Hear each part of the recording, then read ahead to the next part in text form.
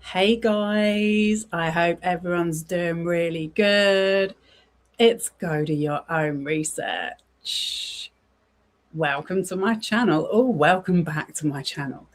On tonight's live stream, I am going to be talking about the musical artist David and doing a comparison to how he groomed an 11-year-old girl who's now dead to Michael Jackson and the grooming allegations against him. Now, I know Michael Jackson never killed anyone, but there are so many aspects of their behavior, if we do a side by side, that shows how similar they acted. And I only really started looking at the details of this David case like last week because there was a public hearing where they showed a lot of the evidence to decide whether there should be a trial, which there is going to now be a trial. Okay. So the reason why I wanted to do this live stream is because I have made quite a few videos about Michael Jackson. And I'm sick of reading comments, not just on my videos, but just generally on forums, on other people's videos,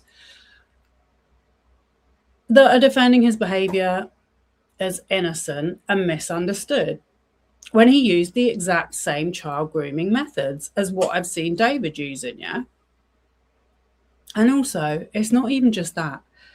There's so much misinformation and disinformation going out online at the moment, especially with AI. There seems to be like a whole new generation that are believing these fake videos, these fake stories, these fake narratives about Michael Jackson. They're literally trying to rewrite history. So I have been talking about the Casio family case against Michael Jackson. And the first video that I made about him was back when I first started my channel 2 years ago, which was about the Wade Robson and James Safechuck ongoing case against him. There's also a Jane Doe, a girl. So yeah, as soon as I started looking at the evidence of this David case, I was like, wow, I can't believe how similar this is. This girl, Celeste Rivas, okay, I'm just going to show you as well for disclosure. When it comes to true crime cases, like obviously I've been quite critical of some other, but this site basically has the whole timeline, yeah, including how his family and friends had helped him to try and hide evidence, which is another thing. So it says Celeste Rivas Hernandez case. That is her name. Celeste Rivas Hernandez, RIP, 13 years old. I think she was 14 when she died, literally just turned 14. She was a 13-year-old girl from Lake Elsinore, California, who went missing. So they were both living in similar areas, Santa Barbara in California, who went missing on April 5th, 2024, described by family as bright and caring. She disappeared suddenly, leaving behind a devastated community. Her family shared that she had a small tattoo on her right index finger, a detail that later proved key in identifying her. In December 2025, her case drew national attention when her remains were discovered inside the front trunk of a Tesla that had been impounded in the Hollywood Hills. Okay, that Tesla belonged to this artist called David. Her death is being investigated by the Los Angeles Police Department as a homicide. Okay, so this is a flyer that was put out when she went missing in May 24. And it says, last seen wearing grey pants and a black sweater, a hat and Hello Kitty sandals. Yeah, so that bit is important. Now, to the evidence that just came out,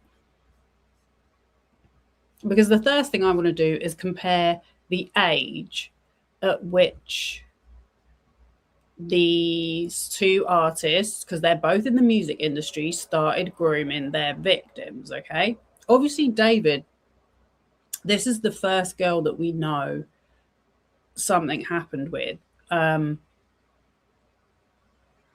With Michael Jackson, I will say though, because she was 11 years old. Yeah, let me show you another article because I need to stick to the script. So I showed you that timeline website just to show you that I have verified a lot of the information. So this is actually an article on E! News, which is obviously a bit more of a entertainment site, but it says, it gives details of the final text, because this is the thing. How many times have I seen people put in comments, well, those people just wanted money from Michael Jackson. If they wanted justice, why didn't they go to the police? How many times have I seen that comment?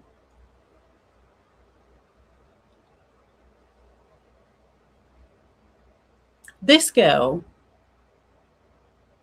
said she was going to go to the police and she was going to go public with what had been going on with this guy, and she ended up dead. Okay? David's final text with Celeste Rivas Hernandez before her murder revealed. The final texts between David and Celeste Rivas Hernandez were revealed during his July 27th preliminary hearing, detailing their conversation the night he allegedly murdered her.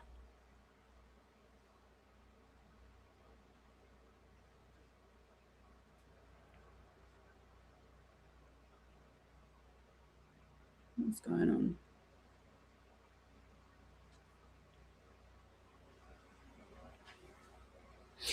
on? Content warning. This story discusses, I should have said that at the beginning, trigger warning. Honestly, the details of this story are so gruesome and gory.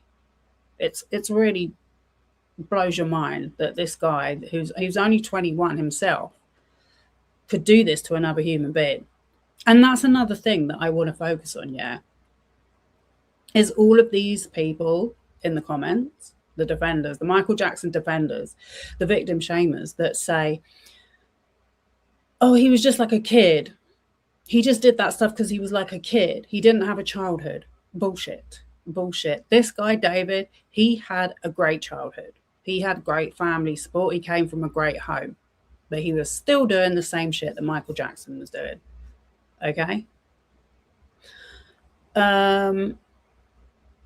This story discusses CA, abortion, and killing. David's last messages to Celeste Rivas Hernandez have come to light. Okay, this is why when you're hearing about true crime stories, it's a really good idea to wait until there's a court document, or wait or listen to, you know, what the police have to say. I think the police have done a thorough job with this case, because the family, they have tried to get out. They have tried to take legal action to stop being part of the case. And that's been denied. But it just shows you how many lengths they have to go to make sure that everything is super tight, watertight. Every bit of evidence has to be absolutely, nothing can be without a doubt. Nothing can be doubted, I should have said. because Michael Jackson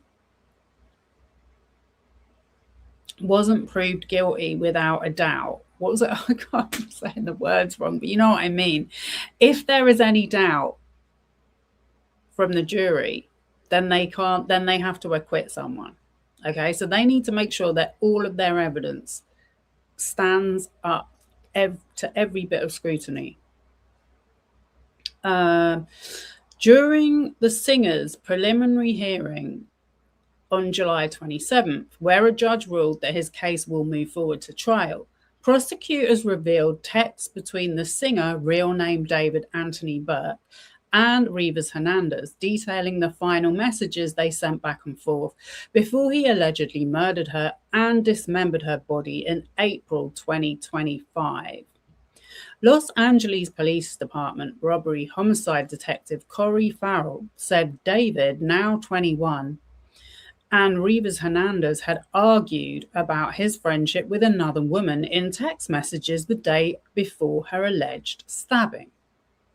Rivas Hernandez, then 14, wrote on April 22nd, 2025, "And you really saying you'd end your friendship just to be friends with her over me is disturbing and disgusting to me on a deeper level, David," according to courtroom reporting. Okay, so press were actually allowed into the courtroom. And like I said, all of this is included on that other website. It's just that it has every single detail. And I will go through it at the end, but I just wanted to make my points because I want to try and make this more of a quicker live stream than some of my other ones, because I know I can tend to make them go on for a bit long, but that's because I do my research and I have to share it. You know, when I see people that are like deep dive and it's 20 minutes, I'm like, how can you do a deep dive in 20 minutes? You cannot. Rivas Hernandez, then 14, wrote on April 22nd, 2025, "And you really saying you'd end your friendship just to be friends with her over me is disturbing and disgusting to me on a deeper level, David." Oh, sorry, I just read that. David responded, "What did I say? I'd end my friendship with you for her?" Riva Hernandez later texted him that she would end your career and your life. The next day, on April 23rd, 2025, the day the prosecutors claimed she was murdered. Okay, so the other thing that I will get onto as well is that other people around him knew what was going on. Yeah. One of his friends has been arrested before him. I think he helped him dispose of the body. He definitely was around at his house carrying on doing stuff with him. There's a live stream with him, because these people are very into live streaming. And there was a live stream, which I'm going to show, where she said on a live stream that he'd raped her at 13. And everyone saw it.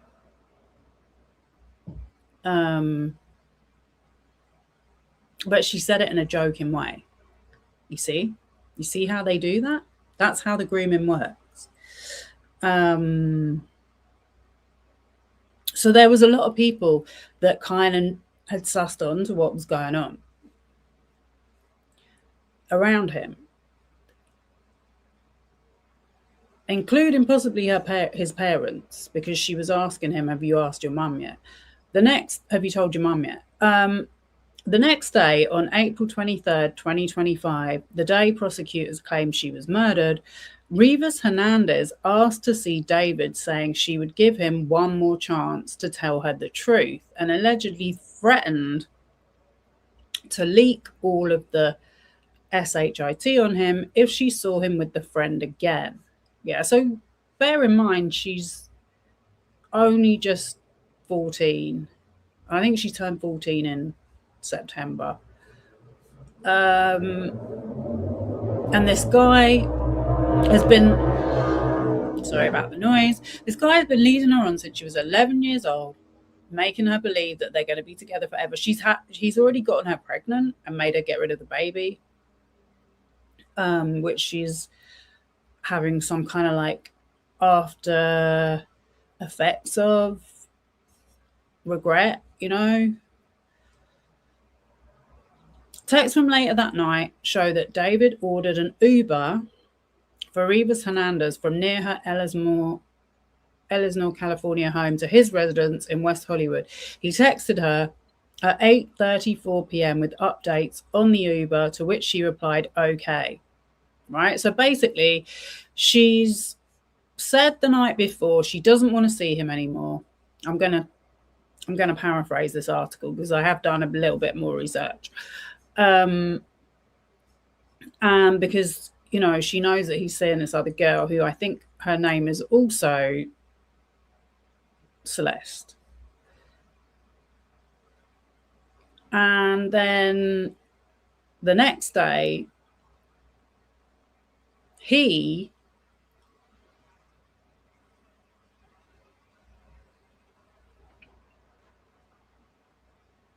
has managed to talk her into coming over so that she can give him one more chance and he can tell her the truth. Yeah.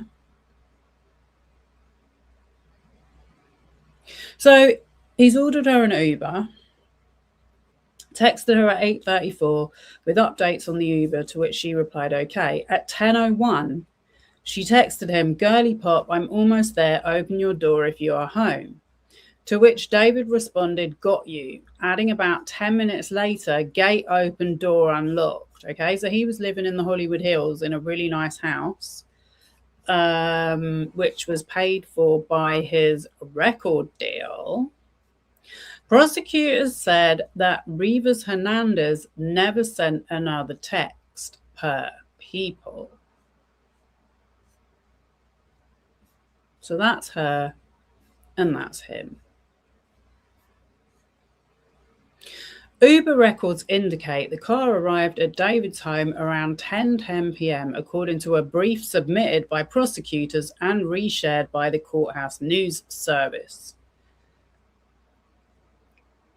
So she's arrived at his house at 10 p.m. That has been verified by the Uber records. Officials believe she died between 10:10 p.m. and 10:30 p.m. 20 minutes after arriving at his house, she is dead. At which point, David then texted the teen asking where she was.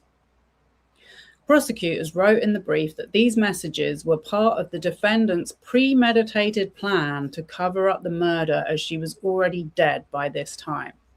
In fact, defendant drove to Santa Barbara County immediately after the victim died, attempting to dispose of her property and destroy evidence. The brief continued. At approximately 11:30 p.m. on April 23rd, 2025, he drove away from his home as he texted and called the victim's phone asking where she was. Again, these were acts calculated and planned to set up his defense within a very short timeline after the victim's vicious murder. David texted her at 11:37 p.m. Bro. Then minutes later, he said he would call someone because you're scaring me. Finally, around midnight, he texted, where are you, please? Using cellular analysis of David's phone and the modem inside his Tesla, prosecutors alleged that he drove to Santa Barbara on April 23rd before making another trip between May 8th and May 9th and one more on May 31st. The stretch of area is the same one on which Reva Hernandez's discarded passport was found by a state employee.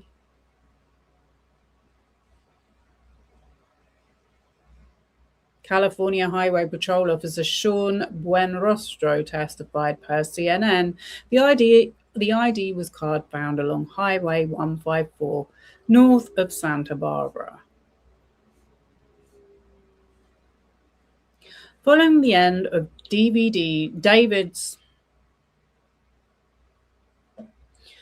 preliminary hearing, Los Angeles judge Charlene Olmedo ruled there is enough evidence to put the singer on trial for the killing and dismemberment of Rivas Hernandez, according to the Associated Press.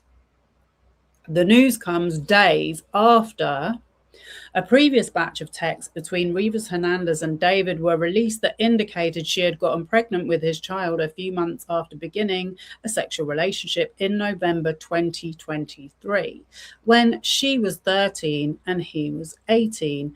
According to the text, she ultimately had to get rid of that baby. David texted her in January 24, "I'm sorry again, baby. I didn't want to ever put you through this." And she replied, "No, it's okay. We both aren't able to take care of it." However, 7 months later, she expressed regret over how she took an innocent life of a literal baby. "I care about you. I killed my kid for you," she wrote to him in August 2024. "I don't like talking about it because it gets me really upset, but I'd do anything to have it back."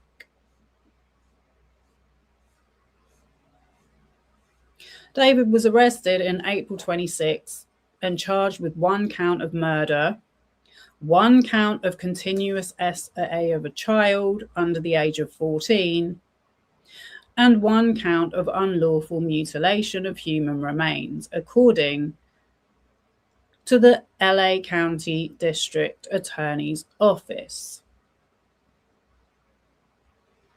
He pleaded not guilty, with his attorney Marilyn Bednarski arguing that it was too difficult to determine when or how Rivas Hernandez died due to the decomposition. But this is what I mean when I say this case is just awful, because really, they're really defending this.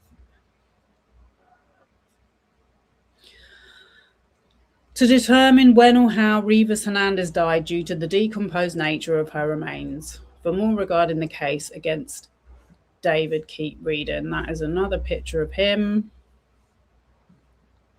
Okay, so let me just go back to my notes for a minute. I think there's some people in the chat as well.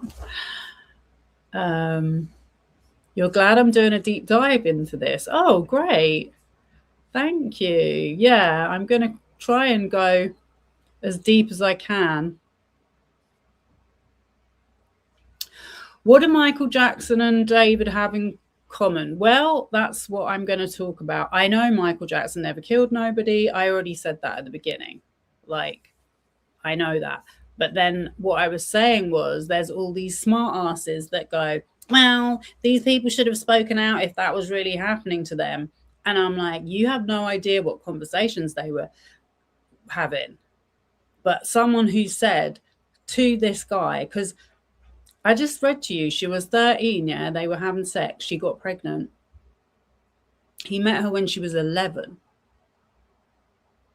Online. They were talking online when she was 11. Michael Jackson and some of the people that have accused him of molesting him way later in life, yeah, they were the same age or younger. Gavin Arvizo, I think he was 11. Also, they both came from obviously similar backgrounds, being from Mexican communities. I have a lot of videos to play anyway, so I'm not going to get into all of it, but I'm just saying the age group. I have been saying all along Michael Jackson was grooming these kids, yeah, but yet everyone that wants to defend him is saying, oh no, he was just a kid himself. In the documentary Living with Michael Jackson that he made for the BBC that went worldwide, okay, where Gavin Arvizo basically said, but you said I had to sleep in your bed if I loved you. Classic grooming. He told another story about how he spent the night, or no, he didn't spend the night. He had a girlfriend who was 12 years old when he was, I think he was 17. So it's a really similar age difference. Tatum O'Neal. He said he had the cheek to say that he went over to Tatum O'Neal's house. Okay, Tatum O'Neal, first of all, because I didn't really know too much about her, but if you actually look up her childhood and her background, she came from an extremely traumatized, neglected childhood, way worse than his. And like I said, this guy David, he did not have a childhood like that. So the people that use that as an excuse or a reason, it's bullshit. It's absolute bullshit. Okay. But Michael Jackson used this girl's name, Tatum O'Neal, said that she tried to seduce him when she was 12 years old. This guy, David, had sexually explicit pictures of this girl on his phone. Michael Jackson, we know his bodyguards were told to get rid of photos. They used Polaroid cameras in those days. We didn't have social media, but I'm just saying, like, you cannot ignore the obvious parallels here. And what Michael Jackson did when anyone tried to speak out was, well, what happened with Gavin Arvizo was they tried to prevent the family from speaking out. That's why there was a conspiracy charge during the trial that Vincent Armen and Frank Cassio were involved in. They tried to hold those people against their will so that they couldn't get out and speak to the police. You know, so this is why I'm pointing this stuff out. The footage was cut. Michael said he would sleep on the floor if the kids were in his bed. The footage was cut. He said multiple times that he slept in bed with kids. Clone Marshal Commander Cody. Honestly, I'm not saying this to be rude, but you are deceiving yourself if you believe that. He said on loads of other videos that he slept in bed with kids. Literally, the video I made, okay, and this is another reason why I make this content, is because there is so much videos and material that has been posted since he died to try and rewrite history, to try and make it look like he was innocent, to try and make it look like he was just a big kid that didn't have a childhood, when in reality, that is A, no excuse, and B, just covering up what was really happening. Those videos get millions and millions of views. Now it's all over TikTok. They're using AI to present completely new narratives. But he went on to other programs and said the exact same thing. So what I did was I made a compilation on my channel, which is called, I can never remember the name of the video, but we're getting on for 14,000 views, but it's nothing to the millions of views that channels like, there's one called The Detail that just edit bits of footage together to make it look like what you're saying.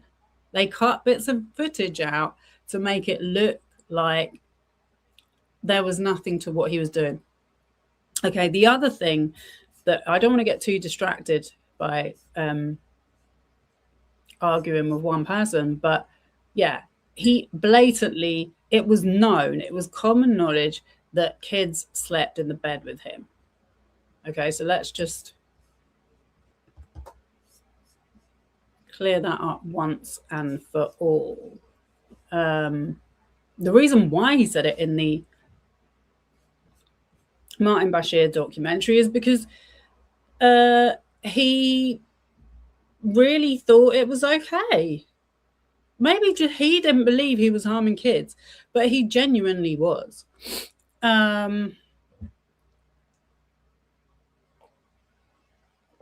Okay, so what was I going to show? The other thing that has come out is the love bombing. Okay. How do you get 11-year-old girl to spend time with you, to spend all of her time with you, to fall in love with you?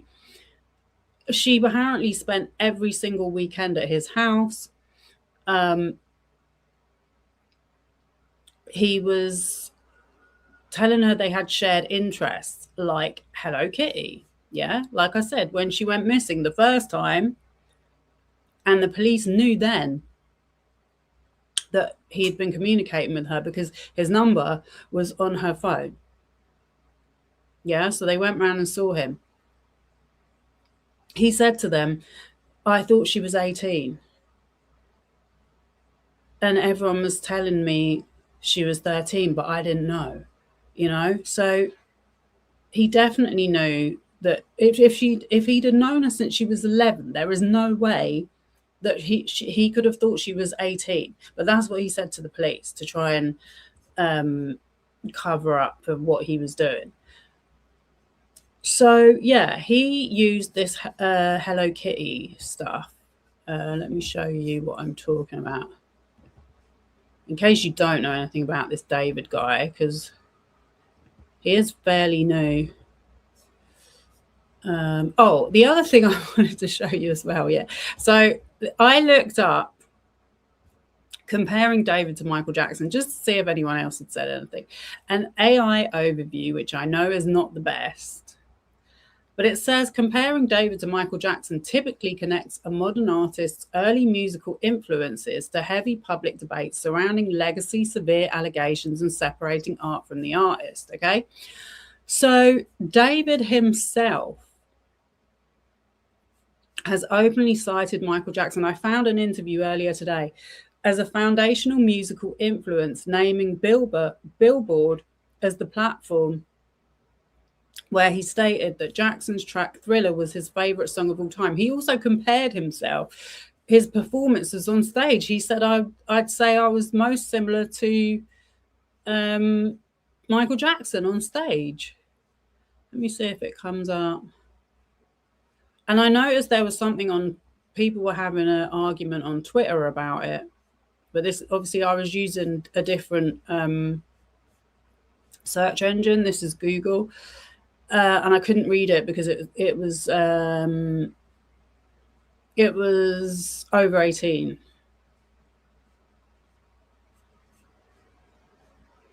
But yeah, so I'm not the first person that has pointed this out.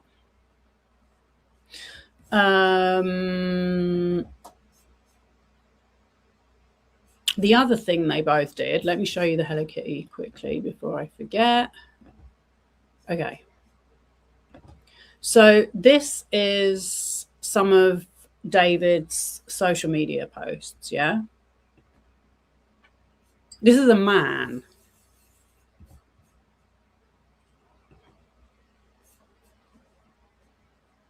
When your card declines at therapy, they bring in the one Hello Kitty girl you met in 2021. So this is him literally saying, this is him literally outing himself on his own social media. This is him with a Hello Kitty skateboards. Guess who's building Hello Kitty boards today instead of dropping an album? Hello Kitty comes first, I don't make the rules. That was in 2024. Okay? Why is a 20-year-old boy doing Hello Kitty skateboards? It's not because he didn't have a childhood. Please answer me. Hint, he's got Hello Kitty pajamas on. Can anyone guess the feature on this month's song? Their name has an I in it. Pete the Hello Kitty, please. Okay?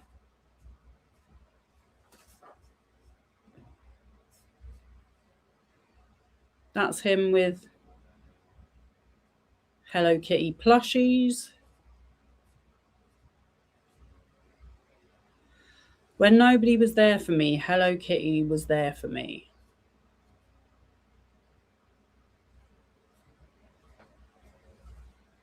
Me singing to my Hello Kitties because they're the only ones who don't rush me to drop music.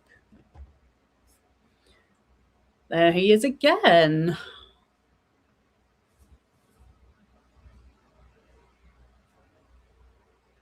There goes my baby. So excited to finally share this with you guys. Hello Kitty phone case.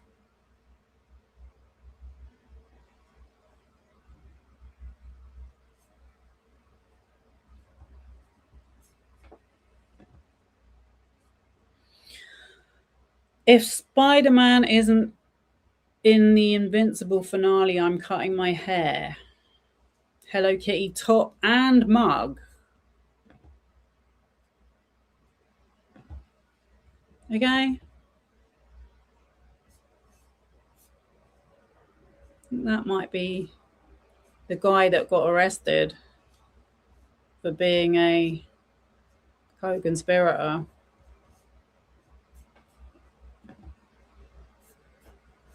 So that's her.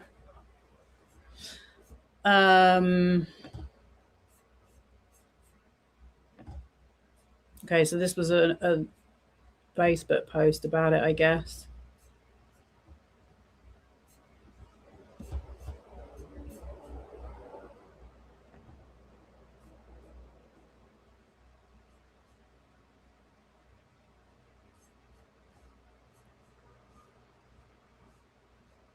I don't know if these are actual texts to him. I've not seen this before. When I was writing this, I got a note from you as you were talking about wanting to be with your mum and your sister again. Take me where I belong, but our circumstances won't allow us to be in our ideal situations. We got to push through it, bro. So that was another thing that he did with this girl, was that he took her away from her family. He took her to the UK. He took her to London. He took her on flights. I don't know why the UK border force didn't hold him, honestly.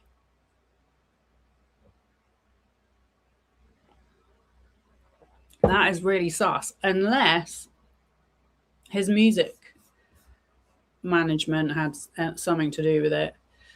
Maybe they got him some kind of VIP treatment. I don't know. But normally the border people, the passport control people are quite strict on that kind of thing. Don't ask me how I know. Right, so I just wanted to show you, while that is fresh in your mind, that Michael Jackson was obviously known for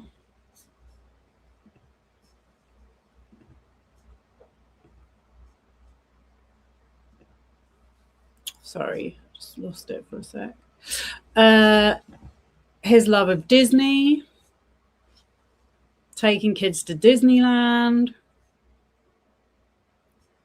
This goes back years. Okay.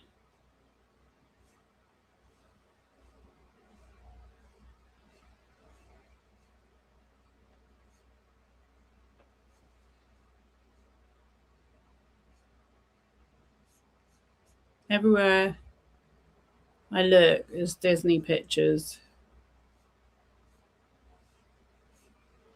with Michael Jackson. In fact, Disney even put out a film with him, I think, which I didn't even know about. I mean, I'm surprised that they're still associating with him, but here we are. That picture's pretty well known, I think. Yeah. There was this little gem I found.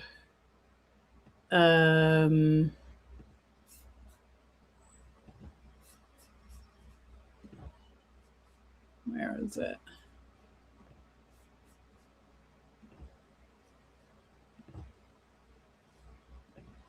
Oh, yeah. Disney Dave, 12 April. This is from this year. This is what I mean. Like, I don't know if you're still in the chat, whoever the fan was defending him, but this is the kind of stuff you guys put up, and you don't seem to have a problem with it. Remembering when Michael Jackson met Goofy dressed as Michael Jackson, this rare photo was taken at Disneyland in 1986. Was it 1985? During the park's 30th anniversary celebrations. But look at Goofy closely. For this special event, the character was given a complete unique look inspired by Michael Jackson himself, from the military-style jacket to the curly hair, making this one of the most unusual and rare character costumes ever seen at Disneyland. The other day, I read this story online that someone had been arrested at Disneyland. It was a guy, he was early 20s. I think, yeah, he may have been, I can't remember the exact story off the top of my head, but I was going to bring it up, but it's not really, I don't know. I missed that moment. I missed that window of opportunity. Yeah, he was arrested at Disneyland for taking photos under the rides because he could see up girls' skirts, and he had them on his phone, and people had spotted him and they'd gone to the security about it. Yeah. The guy was there as a chaperone for a school trip or a youth group trip.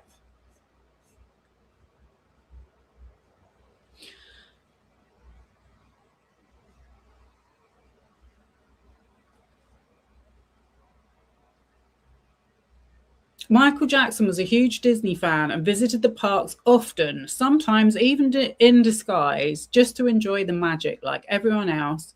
And this moment would soon lead to something even bigger. Just 1 year later, he would star in Captain EO, 1986, the groundbreaking 3D film created for Disney parks, further cementing his connection with Disney history. So there's Goofy dressed up as Michael Jackson. Okay, that's how deep. You can only imagine something like that happening with this David guy.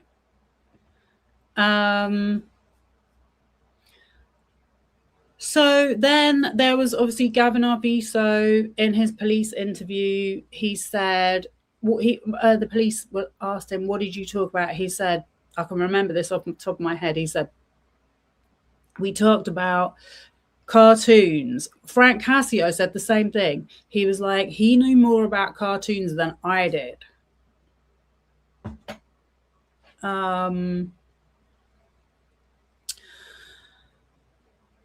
Video games. Okay.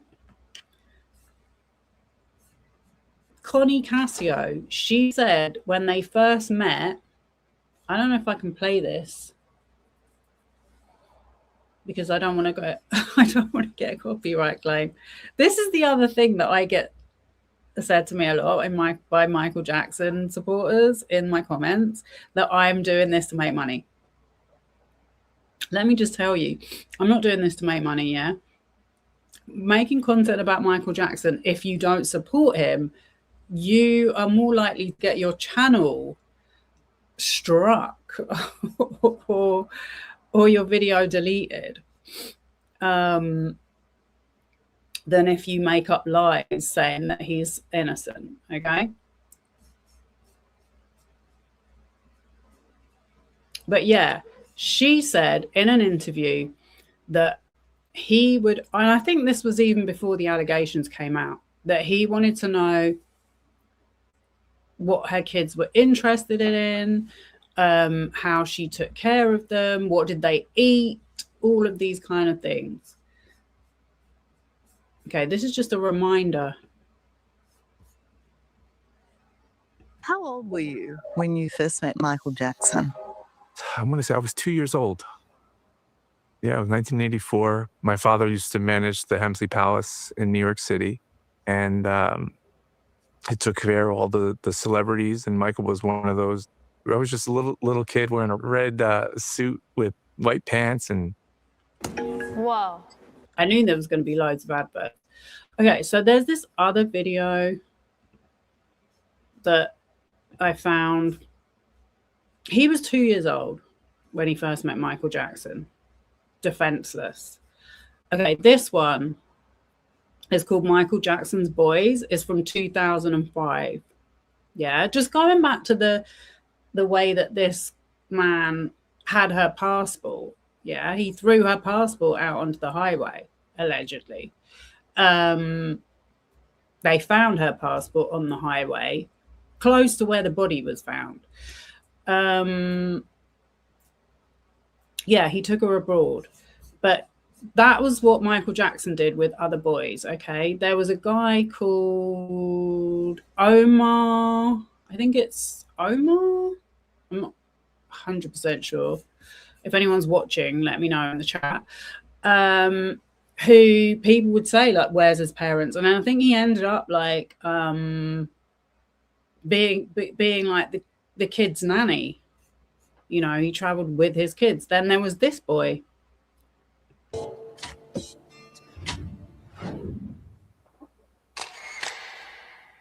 When I slept on his lap, he wasn't like touching me on the parts. I was just sleeping on him, and he was just hugging me, doing nothing to me. 9-year-old Juju met Jackson the summer before last and spent the night at Neverland. He's like the most best person I ever met because it's like he'll buy you anything you want, anything. He'll buy you a car, buy you a house.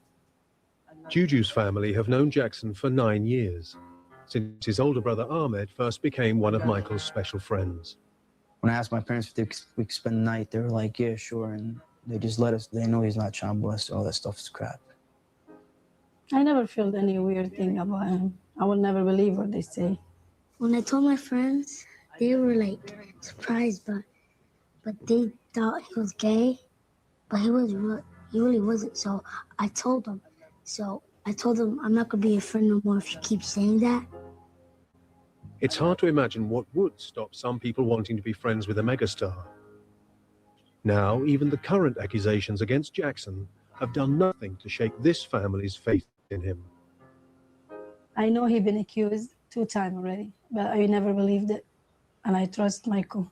We're always gonna be beside him.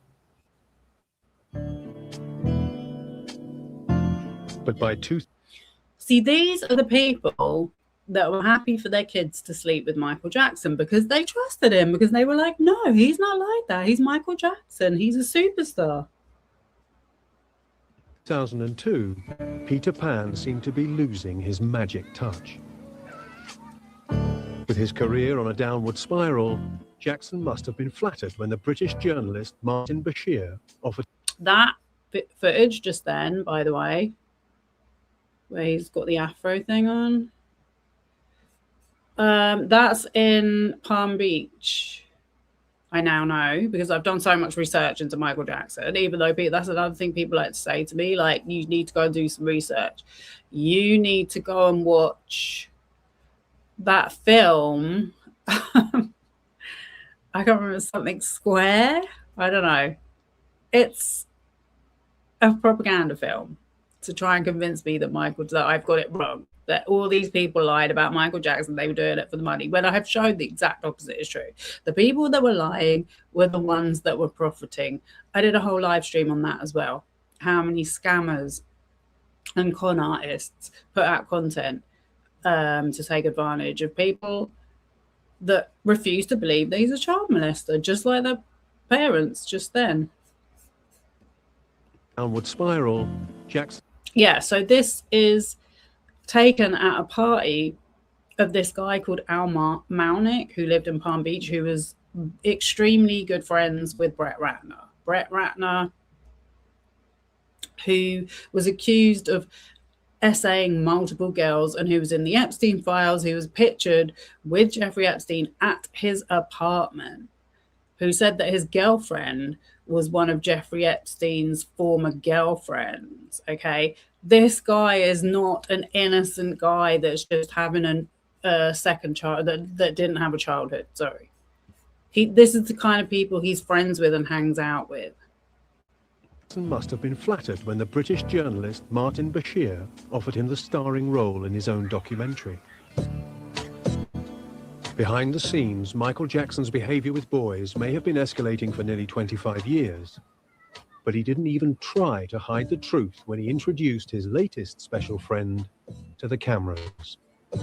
25 years. Like, we all saw this stuff going on for years before he appeared on the Martin Bashir program. Whoever that was in the chat. It wasn't a one-off.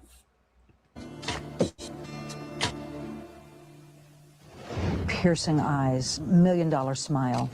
He fits the Michael Jackson pattern. 13-year-old Gavin Arvizo stunned the world by exposing how the star was still openly sharing his bed with boys. So he was 11 when when Michael Jackson first started courting him, sending him presents, sending him video games when he was a cancer patient in hospital. And then he finally said, "Okay, if you love me, to sleep on the bed." I was like, oh man. When I heard those words, "if you love me," it sent chills down my spine because those are classic pedophile words. If you love me, you will do this. Psychiatrist Carol Lieberman was so alarmed by what she claims are clear signs of abuse that she instigated a complaint to the authorities, the catalyst for the current case against Jackson.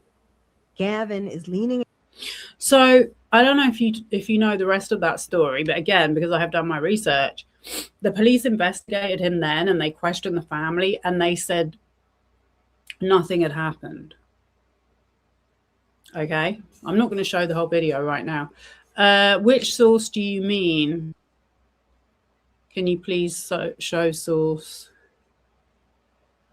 I don't know which source you mean. I try and reference every source. That's why I do live streams, so I can literally share the sources with you while I'm talking about it. Keep talking about MJ. It grows your bot inflated channel. I do not have a bot inflated channel. Thank you very much. I don't think anyone is sending bots out to support the victims of Michael Jackson. In case you didn't know, most of them haven't received any money.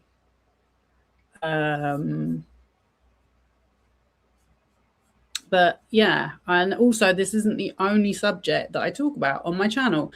I talk about a lot of different subjects to do with how smear campaigns, how propaganda, how troll farms, how scammers on YouTube and social media work. And I don't even talk about just one side of politics as well. I've shown how right-wing channels and left-wing channels do it. So yeah. This is definitely an organic number of subscribers, a normal amount of subscribers, 1.7K. I actually was listening to David's interview on his YouTube channel. Let me show you his YouTube channel quickly. This is David's YouTube channel. Okay.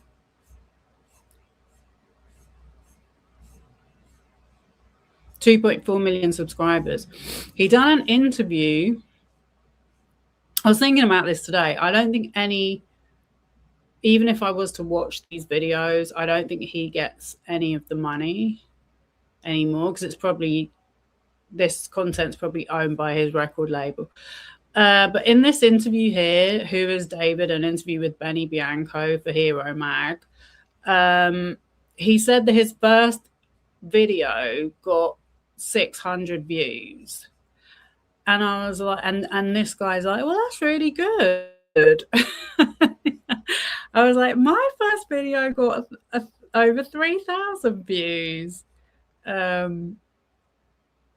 But yeah, he basically, in case you don't know as well, because I have again done my research, he started off live streaming video games, I think, because he was one of the first people to play Minecraft.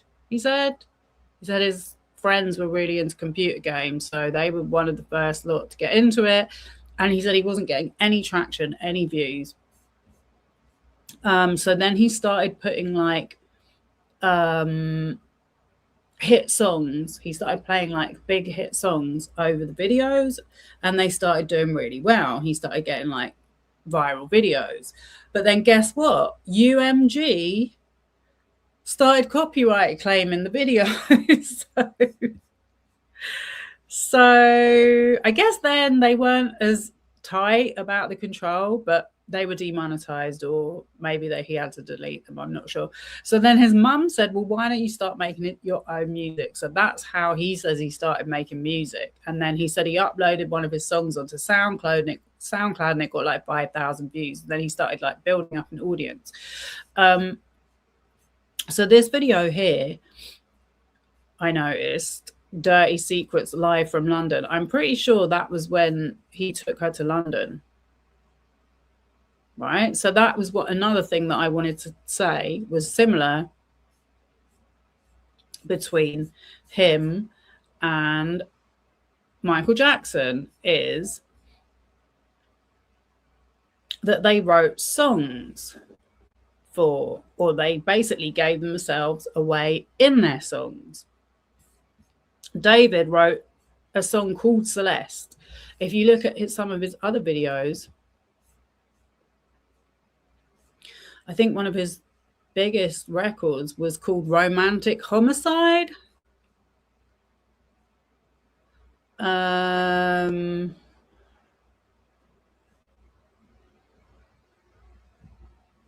can't find the one called Celeste, but I heard as well that he released a song on her birthday every year. It was kind of like a tradition. So he very much involved her in his song making and made her feel like, you know, she was writing these songs. He was writing these songs to her. As I'm sure Michael Jackson was doing to his victims, because I think that's what Eddie Casio was saying. He made every single one of them feel like they were the special, they were the only one, they had this incredible special relationship that could never be broken, that no one could ever know about it.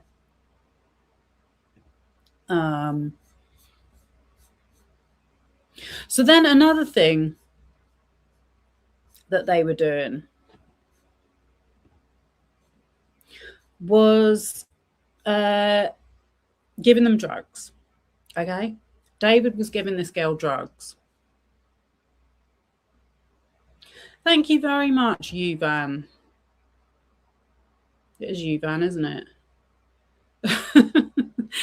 That you wouldn't believe how many people say they think they've been really funny saying you need to go and do your own research, because I basically made my channel name Go Do Your Own Research, because the amount of commentary channels that say go and look it up, go and do your own research, and no one ever does.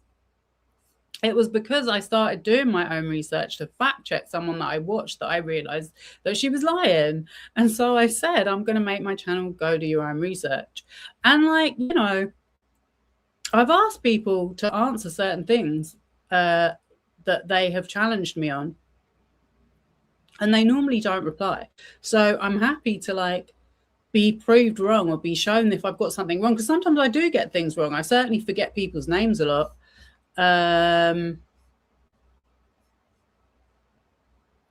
But yeah, I mean, my sort of motive in doing this channel is because I want to share information or have more intelligent conversations with people, and I want them to find out information and for myself to find out more information about stuff. So yeah, I'm really happy to have like input from other people. I don't want to just be me like talking at people and not getting any feedback. I think that's really unhealthy, and that is the case with a lot of other YouTube channels. Right, what was I going to do? Oh yeah, read out a post I saw about a Michael Jackson song. Okay, I just showed you all the David songs that were called very dark, that had dark titles in the names of the songs. So this was a post I saw because I was trying to look up. I know a lot of people have said listen to the lyrics of Michael Jackson songs, and if you do listen to them, I mean, some of the titles: "Monster," he wrote, "Smooth Criminal," even "Bad." A lot of his lyrics are very questionable when you have more context about how he's living his life. Okay, so someone posted this 7 years ago, and it said, difficult to say the same album that contains Heal the World, because I think they're talking about Dangerous. No, History, sorry. History, yeah. So History and Dangerous didn't really, that was when his music started to drop off in popularity big time. But yeah, apparently, so this is lyrics from a song on that album. It says, because there's something about you, baby, that makes me want to give it to you. I swear there's something about you, baby. Just promise me, whatever we say, whatever we do each other for now, we take a vow to just keep it in the closet. If you can get it, it's worth a try. I really want it. I can't deny it. It's just desire. I really love it. Because if it's aching, you have to rub it. I imagine him singing this, knowing it's about him and one of his victims. I hate it. I used to love that album, Dangerous. Okay, sorry. Yeah, it's from the Dangerous album. It was my first very own CD, and now everything is ruined. I love the music, but loathe the man. I mean, that's the thing. Like, when you're a kid listening to these lyrics, you're not really thinking about it, what the meaning is. But then it's like, oh, I just don't know how anyone can read those lyrics and say he was just an innocent guy that didn't have sex with kids. Like, we literally know that he was sleeping in beds with kids. So it's just hard to believe that anything other than what they say actually happened.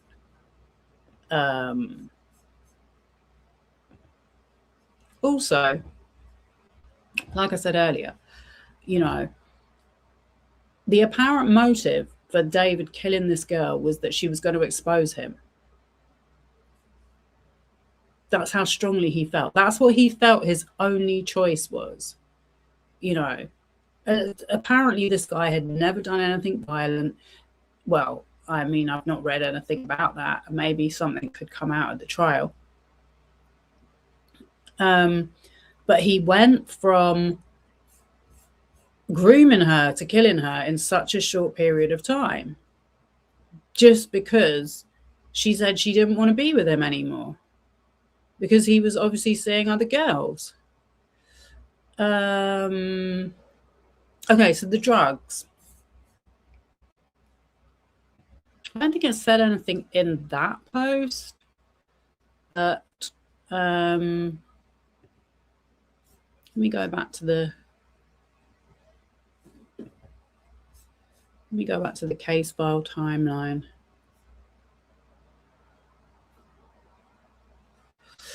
Okay, Celeste Rivas Hernandez was born in California. She was raised with her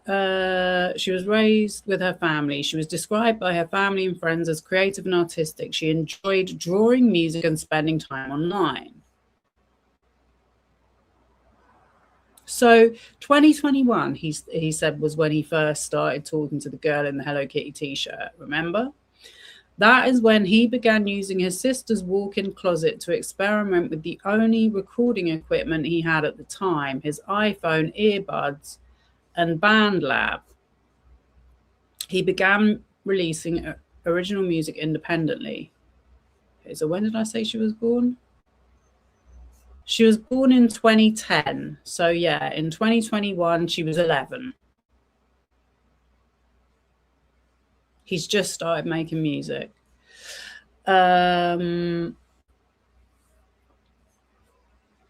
His songs quickly gained attention on streaming platforms and social media. So like I said, he he started off playing computer games and then he released something on SoundCloud, and he says he doesn't know why it did really well. So January 2022, David Anthony Burke met Celeste when she was 11 years old. In 2022 as well, Interscope paid around $950,000 to Burke's Coogan Trust. Burke's Coogan's Trust is a court-projected account required for child performers in California where a minor's earnings are set aside and cannot be accessed by parents or guardians. Nearly all financial matters were handled through Burke's mother, Colleen Burke. So this is another piece of information that I find really interesting. To do with these LLCs, because this is exactly what is being argued in court right now with the Wade Robson James Safechuck case and the Michael Jackson estate, Michael Jackson LLC. They are arguing, Michael Jackson's lawyers are arguing that Michael Jackson was the sole shareholder of his LLC, and therefore no one else at the company is responsible for his actions. And I was just thinking about this.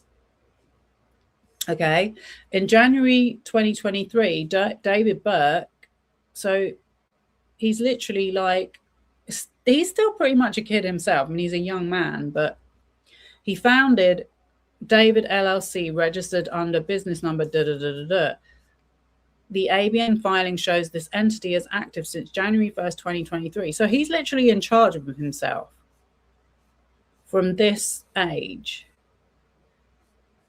He's born in 2005. He's 18 years old. And this is like removing liability from the record company and giving it to him. Do you see what I'm saying?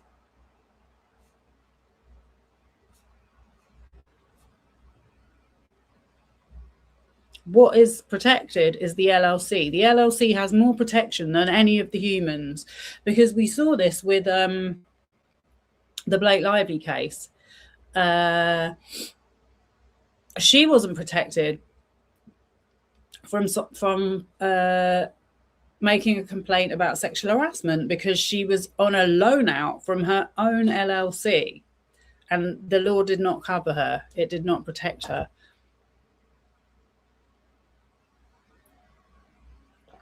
Just because of that situation. So I find this all very, very interesting. April 2023, David Anthony Burke purchased via trust a 6.9 acre property with 4.426 square foot residence in Hampstead, Texas. He signed with Josh Marshall for management under Mogul Vision. Okay, source there. All of these entries have sources. Okay, that's how you know it's factual. June 29th, 2023, Interscope Geffen A&M Records announced a partnership with Mogul Vision. November 23, David began a sexual relationship with Celeste when she was 13 and Burke was 18. So by 18 years old, he's already bought his own house in Texas and received nearly $1 million into a trust. Just from having a viral video. Interscope paid $3,869 million to Burke's Coogan Trust. Note, a court-protected account required for child performers in California where 15% of a minor's earnings are set aside and cannot be accessed by parent or guardians. A lease began for a contemporary home in the Bird Streets neighborhood of the Hollywood Hills, owned by Maidan Trifanovic.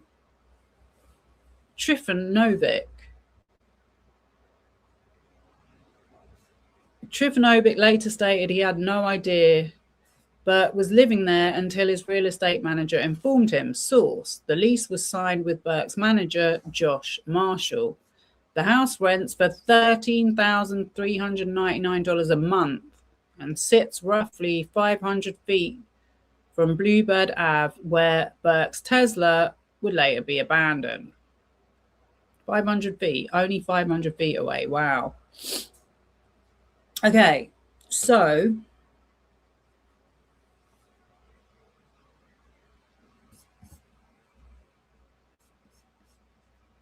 see what else I was going to show.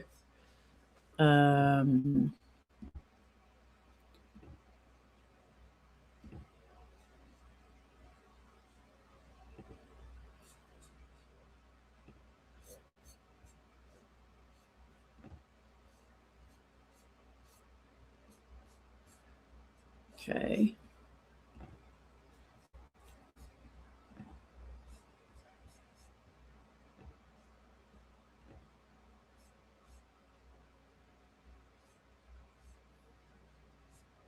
Actually, let me go back to this article. I didn't finish reading this article because I want to show you about where it says about giving her drugs. Okay, so I can already tell you that loads of guys have testified or have said in interviews publicly that Michael Jackson gave them drugs. Okay, in the 2005 trial, one of the charges was giving minors intoxicating substances for the purposes of having sex with them. He was found not guilty, but what I understand is the jury believed that he gave them substances. It wasn't a separate charge.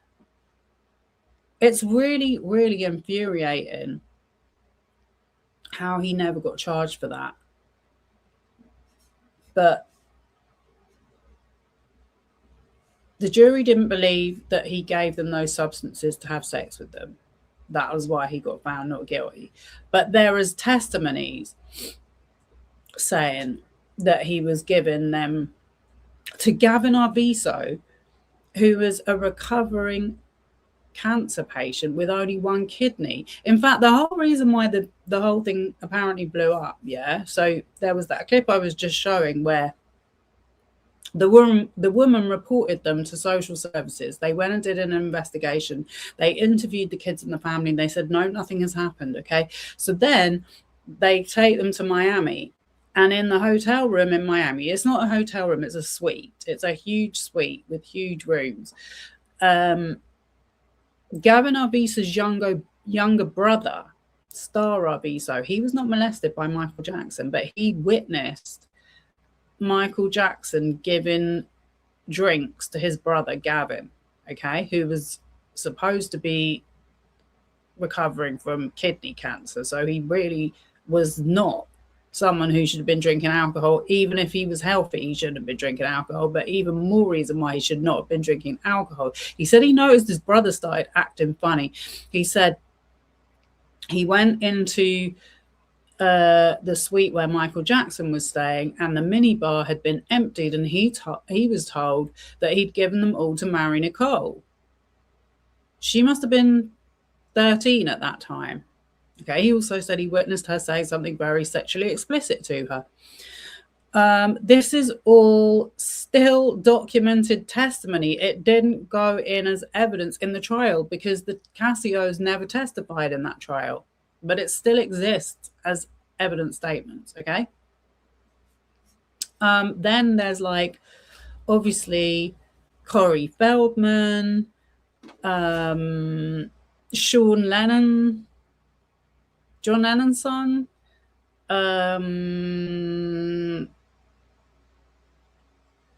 Aaron Carter. All of these boys have come out and said that Michael Jackson gave them drink and pills when they were teenagers and showed them porn. Okay. So let me go back to this David story, because he was giving this girl drugs.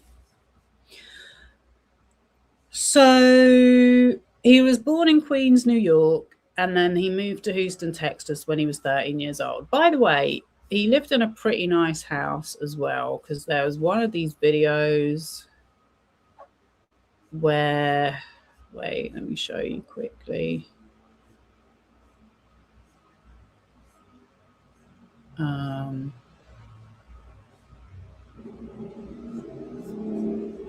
Let me just show you as well. Yeah, like I forgot to show you the last video on his channel. Look, Fortnite montage. I don't understand record companies, honestly, how they can think that's appropriate to keep that up after what is going on with him.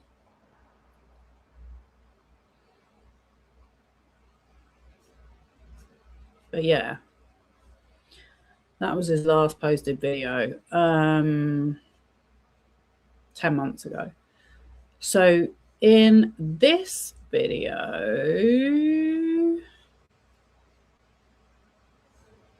I think it's like there, that one, the mini documentary. That is his childhood house. Okay.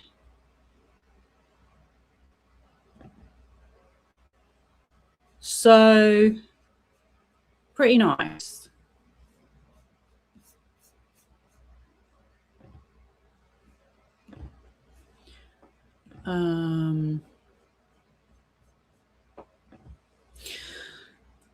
Okay, so he became famous as a streamer playing Fortnite and other games in an attempt to go viral on YouTube. Very Mr. Beast-esque. I think he said he wanted to be like Kai Cenat. He ran into copyright infringement challenges with the music he was adding to his videos. In 2021, he turned to his mom. "I'm like crying to my mom about it," he told Benny Bianco. "I'm like, yo, I don't know what to do. I'm not making money anymore, blah, blah, blah." And she was on the phone and she was like, "Just make your own music, get out of my face." And I was like, wait a minute, I could probably do that. From there, despite not having any musical experience other than singing for fun, David downloaded an app on his phone and started making music. Soon, some of his songs went viral, and after more of his original music started to go viral on TikTok, his career began to really take off. The 20-year-old eventually released his debut album Withered in April 2025, embarking on his first world tour shortly thereafter. That was literally the day after he disposed of the body. When was the body found in David's car? On September 8th, the Los Angeles Police Department was called to a tow yard in Hollywood over reports of a foul odor coming from a vehicle, law enforcement sources told NBC News. The LAPD found human remains wrapped in a bag hidden in the front of a Tesla, which was registered in Hampstead, Texas, under David's real name, David Anthony Burke. Police said the vehicle had been towed to the impound lot after it was abandoned in the Hollywood Hills.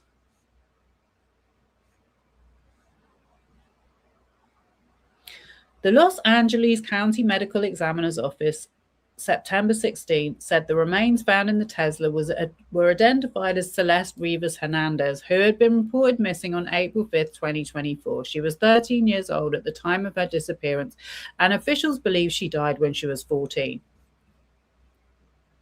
Her manner of death was announced in April 2026 as homicide, while her cause of death was determined to be multiple penetrating injuries to her chest and abdomen, including an injury to her liver, according to the Los Angeles County Medical Examiner's report obtained by E! News. Though her death was officially pronounced September 8th, the day her body was discovered, officials noted that her body appeared to have been in the car for an extended period of time before its discovery and was severely decomposed. So one of the questions that I saw that his defense lawyers asked at the hearing was why they hadn't kept the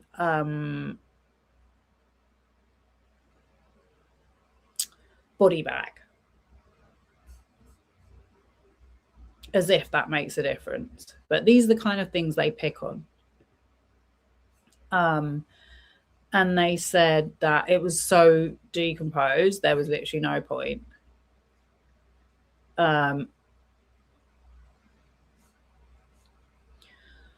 What has David said about the investigation? Following the discovery of Rivas Hernandez's body, a spokesperson for David said in a statement to NBC News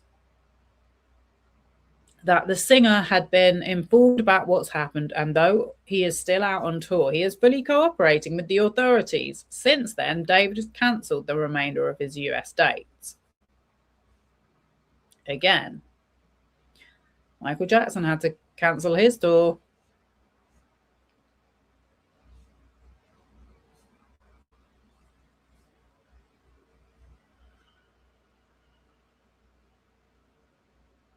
After the allegations were made against him. David was arrested for Riva Hernandez's murder, the Los Angeles Police Department announced April 16th, 2026. Detectives from Los Angeles Police Department Robbery Homicide Division have arrested David Burke, a 21-year-old resident of Los Angeles, for the murder of Celeste Rivas. The public information officer stated on X, Burke is being held without bail. God for that. He was charged with 1 count of murder, 1 count of continuous SA of a child under the age of 14, and 1 count of unlawful mutilation of human remains, the Los Angeles County District Attorney's Office confirmed in an April 20 press release. Celeste was just a child under 14 years old when David Burke allegedly engaged in repeated lewd and lascivious sexual relations with her, District Attorney Nathan J. Hoxman said. But Burke's actions did not allegedly stop there. When she threatened to expose his criminal conduct and devastate his musical career, Burke allegedly murdered her, cut up her body, and stuffed her body in 2 bags that were placed in the front trunk of his car.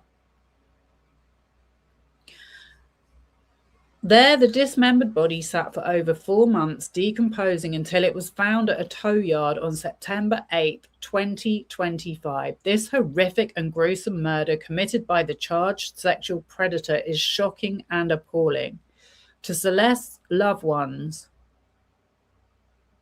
we will get the justice you seek and deserve. The criminal complaint against David also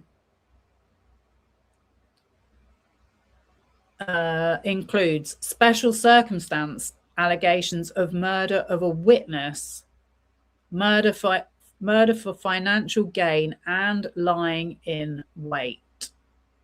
Additionally, there is a special allegation that he personally used a deadly and dangerous weapon, a sharp instrument, to commit the crime.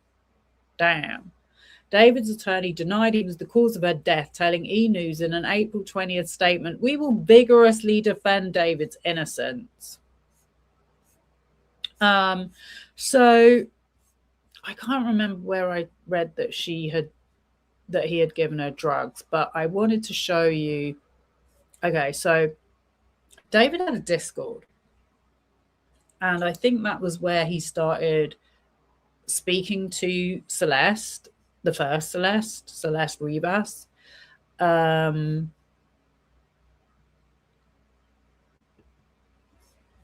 she was 11. Okay.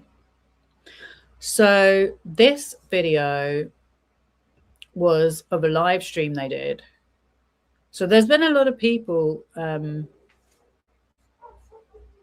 have been speculating about her voice, because apparently he used her voice on one of his songs.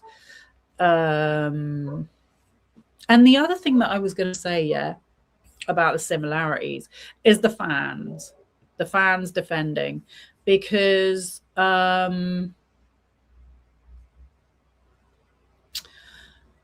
you can even see, in this live stream, okay, the reason why someone recorded this was because David was giving him a shout out just after Celeste accidentally dropped into the conversation something like that he had raped her as a child.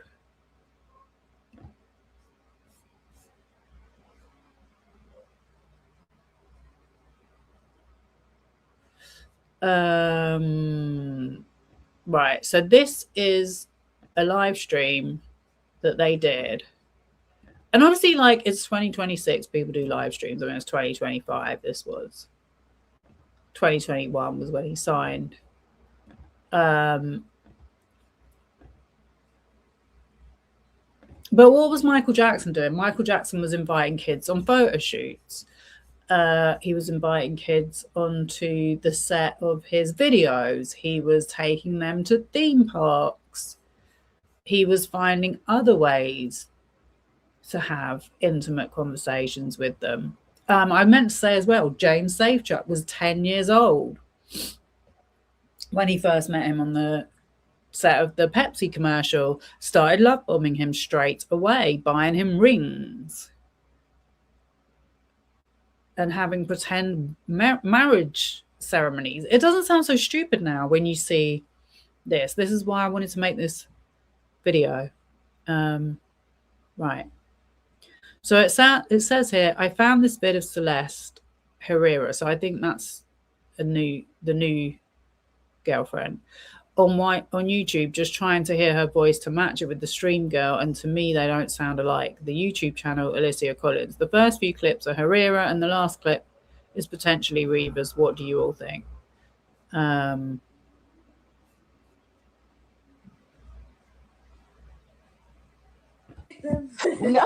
I media trained you. That's controversial. Okay, so this is them. This is his Hollywood house that he rented, and they're doing a live stream in the kitchen on the Discord. It's controversial of raping kids. So she just said, I don't know if you heard that. Let me play it again. He said, I media trained you. Something like, is that commercial? Is that controversial? And she said, it's controversial raping kids. No. I media trained you. No, you didn't. That's controversial. It's controversial of raping kids.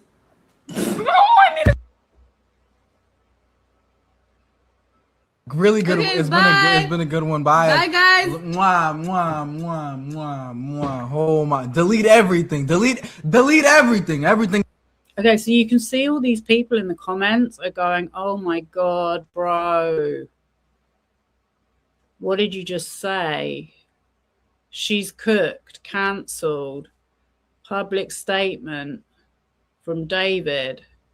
I think they was saying something about Epstein before as well, if I remember correctly. It's really difficult to find like an actual full length clip of this bit of evidence, but I mean it's pretty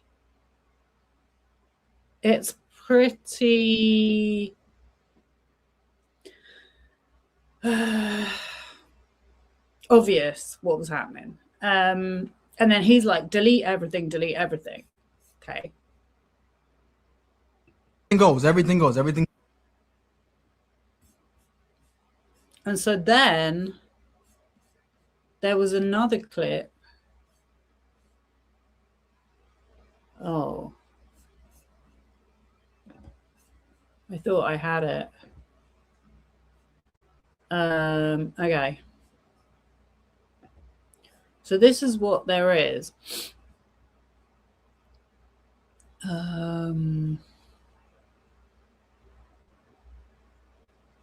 Oh, it was on Twitch. Sorry, not Discord.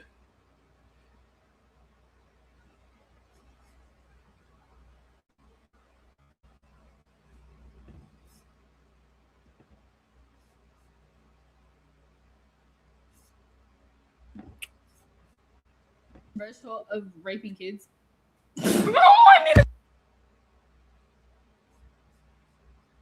Really good. Okay, It's been a good one. Bye. Bye, guys. Mwah, mwah, mwah, mwah, mwah. Oh my! Delete everything. Delete everything. Everything goes. Everything.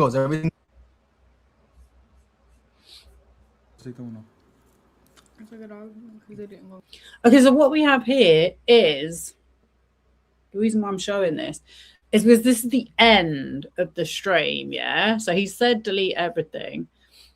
And then the reason why this guy kept on recording this is because he was a fan. Okay. And I mean, she's just basically said this is a 13-year-old girl has just said that on the live stream. There's already like rumors that something's going on between them. And this boy is like watching it and he's made a comment to him, something like, David, you make me feel so good. Like, I love you so much, bro, or something like that. And he reads that out. And that's why the guy was recording it. So, let me just play it. Because I just wanted to show you how badly fans can be blindsided. With the silver.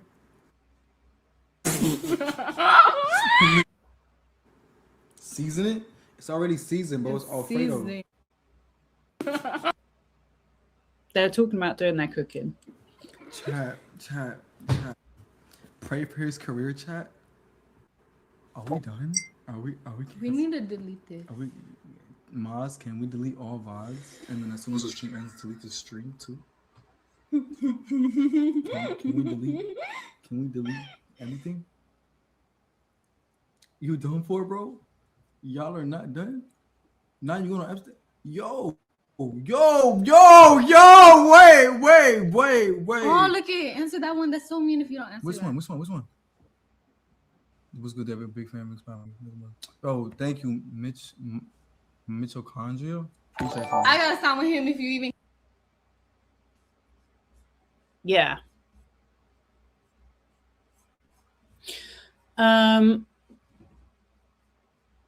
Okay. What was this?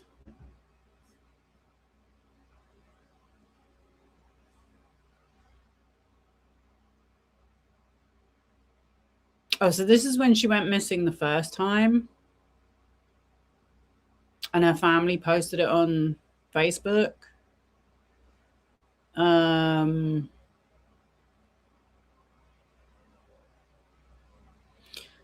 So this was in February 2024. Celeste Hernandez is my niece. My niece is missing this morning. I do not get to classes in Lake Elsinore, California. She's 13 years old. If anyone has seen her, please contact me.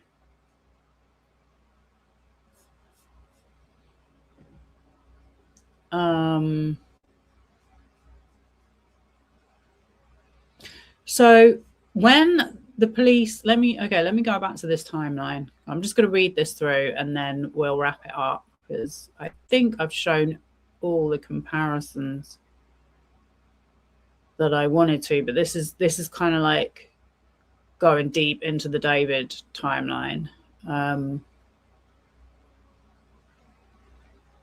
more, like I said, I just wanted to show you the similarities in the techniques used in the music industry to groom kids into these situations and these relationships for all the people that don't want to believe that Michael Jackson was capable of having sexual relationships with kids and that use the excuse that he didn't have a childhood. Because I've just shown you this boy, David, had a perfectly fine childhood, had a perfectly fine upbringing, and still he was promoting Hello Kitty and befriending an 11-year-old girl when he was 17 or 16.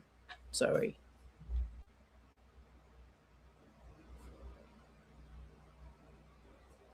Oh, my maths isn't very good.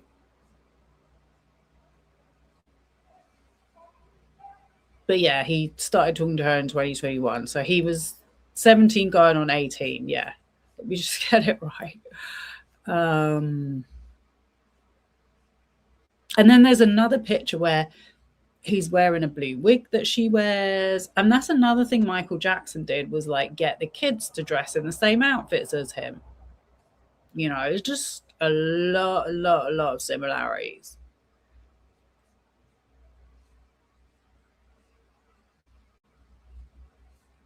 You know, and it's like going back to that The Boys documentary, yeah, because I don't want to show too much of it because I'm not sure whether I would be, whether it's under copyright restrictions, but it shows Georgie Chandler's dad, Evan Chandler, you know, who I've read so many awful things about him.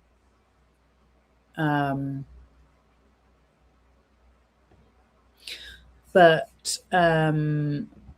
he points out the fact that if it was anyone else other than Michael Jackson doing the stuff that he was doing, people would be up in arms. Because it's Michael Jackson, he was getting away with it because he has so much protection. He has so many people around him going, oh no, I believe you, Michael, not them. I'll protect you, don't worry. I'll do whatever it takes to make sure nothing happens to you. You know, Michael Jackson was using all his manipulation on the mother again, Connie, Cassio. She said he would cry. All of the mothers said that he would cry. He would be like, oh, please let my son, please let your son stay with me, please. You know, he's a very manipulative guy. Okay, so going back to this story. So in February 2024, she was reported missing. Yeah. So I just showed you that Facebook post. Missing person posters are distributed around her neighborhood in Lake Elsinore. The Riverside County Sheriff's Department confirmed she was reported missing at this time, but provides no further information, referring inquiries to LAPD. February 17th, 2024. Riverside County Sheriff's Department contacted David Anthony Burke after identifying a phone number in Celeste's phone records that belonged to him. During that call, Burke told RCSD, so that is Riverside County Sheriff Department, he had last spoken with Celeste on February 13th or February 14th, 2024. Burke also stated he was unaware Celeste was a minor and unaware she had been reported missing.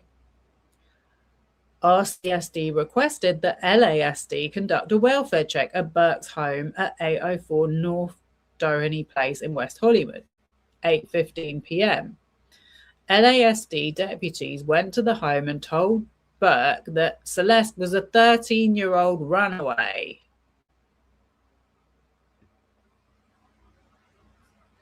Burke again claimed he was unaware of that information. February 19th, 2024.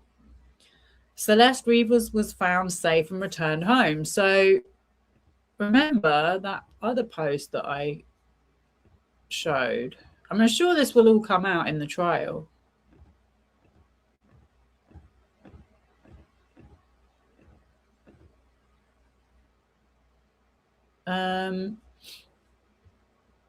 But 2022,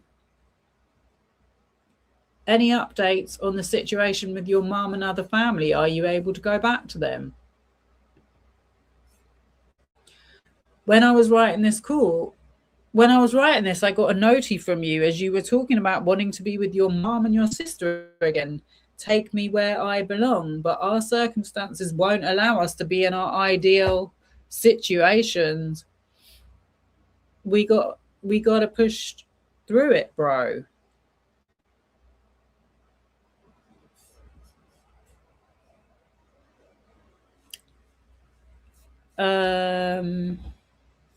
You know? Okay, so on the 19th of February 2024, she was found safe and returned home. Source. Her parents, listen to this bit, her parents confiscated her cell phone.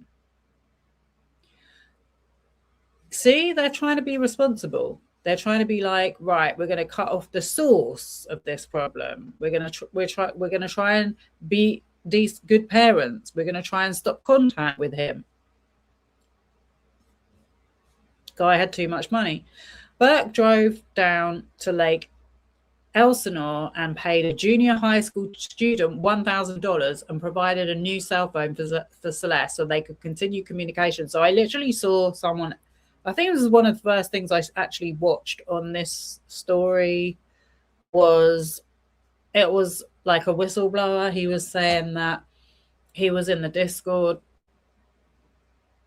and he had seen, or I think he had a video of him going to meet some school kids where this transaction happened. Like, that was actually on a video.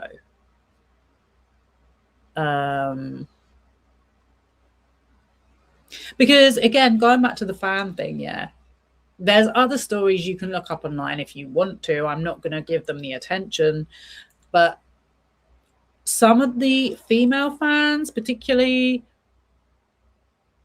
were defending David online and trying to put out false narratives, to the point where the police had to make a statement. March 19th, 2024, 7 a.m. Surveillance video from Del Lago Spirits, a store in Celeste's neighborhood, captured a young girl walking down the street in a dark sweater. Store owner Ellie Nadaf provided the video to Celeste's family, believing the girl to be Celeste. 7:57 a.m. Celeste was reported missing. 9 p.m. on April 5th, 2024, Celeste Rivas Hernandez, age 13, disappears from her home in Lake Elsinore again. Source: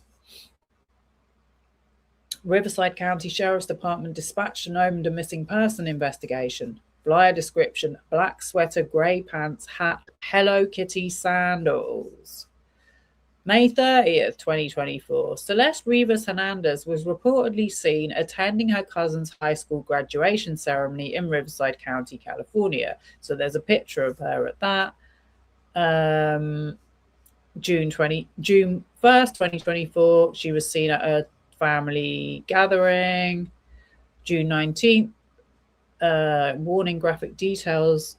Source: Celeste sent a text message to Burke. Celeste, your mum know we had sex yet? David, she thinks that's the first thing we're going to do when we see each other. Okay, so his mum has been subpoenaed. She's had to give a witness statement, a deposition, I mean. August 30th, 2024, warning graphic details. Source: Celeste sent a text message to Burke. Celeste, realistically, I care about you. I killed my first kid for you, David. David, it has to be in the right time with the least complications. Celeste, I still would have been there for it. David, yeah, selfishly, because it would also have been mine. Celeste, David, I'm going to have to lie to people around me, even my kid, for the rest of my life.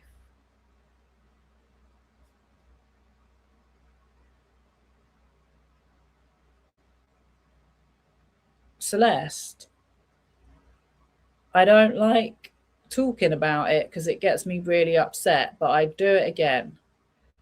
Because this is when she was 13. September 7th, 2024, Celeste turns 14. So like I said, apparently he would always put out music on the day of her birthday, like making out it was like a secret sign between them. December 8th, 2024, TMZ footage from a Nest security camera shows Celeste alive and arguing with neighbors. That is true. I've clicked on the source, but it's on TMZ. So September 28th to 29, 2024. Burke purchased the airline tickets from his personal account. The flight was booked and listed Celeste as an unaccompanied minor between the ages of 12 and 14. This is where I'm like, where was the intervention at the passport office? Well, not office, you know what I mean? The control, the immigration. David Anthony Burke and Celeste Rivas Hernandez traveled together to London before continuing to Texas, where Celeste met members of Burke's family. November 24, David and Celeste reportedly break up but continue to communicate, and prosecutors say their texts suggest they also continued to have a sexual relationship. So remember, I don't think it says it here, but he was also giving her drugs at this time. Throughout 2024, Celeste spent significant time with Burke. She stayed at his Hollywood Hills residence on weekends. They traveled together to Las Vegas, London, and Texas, where she met his family. Text messages between them included reference to sexual activity, pregnancy, abortion, and use of Plan B emergency contraception. We call that the morning after pill here. Explicit photographs documented and corroborated their sexual relationship. Okay, so that was the other thing that I wanted to say that was similar. Michael Jackson, when they searched his house, was in possession of pornographic material. I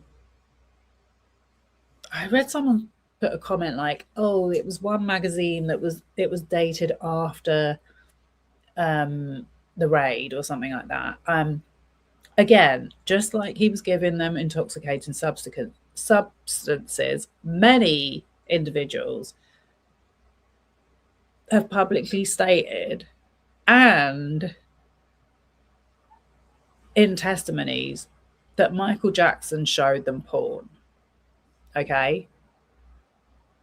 Again, Gavin Arbizo's younger brother said they showed him it on a computer that he just bought him in the house. They said he was doing it in front of his kids. His kids were asleep on the bed while he was showing them material. They also found all these books of like naked boys, and like I said, the bodyguards, Michael Jackson's bodyguards, I can't remember where they said it, I think it was in an interview, I said that they were asked to dispose of naked pictures of the some of the boys that were visiting his house. I think he had one of Geordie Chandler, the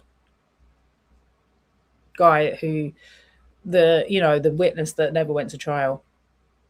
Prosecutors say March 25, this is now. Prosecutors say a text sent from Celeste to David. Celeste told Burke she no longer wanted an in-person relationship, writing, "We can be friends, but like online, I don't want anything to do with you in person anymore." Burke responded, okay. In subsequent messages, Celeste expressed frustration with the nature of their relationship, writing, "Without a label too is insane. All we do is have sex and just hang out, man. I want more than that for myself." On April 22nd, 2025, Burke and Celeste engaged in a lengthy text message argument. Messages showed Celeste's jealousy over Burke's involvement with other women. Burke had led her to believe they had a future together. Celeste became extremely upset and threatened to disclose damaging information about their relationship. April 23rd. Okay, this is the day of the murder. David posted on TikTok, "My album drops tomorrow and it's finally here." Earlier, David Burke invited Celeste to his home in Hollywood Hills. 8:40 p.m. Celeste arrived at his house and was never seen again. I thought it was at 10 p.m. It must have been 8:40 p.m. She left for his house and was never seen again. Uber records show Burke ordered a ride to pick her up from her home in Lake Elsinore and transport her to his Hollywood Hills residence. At 10:10 p.m., she arrived at his house. After her arrival,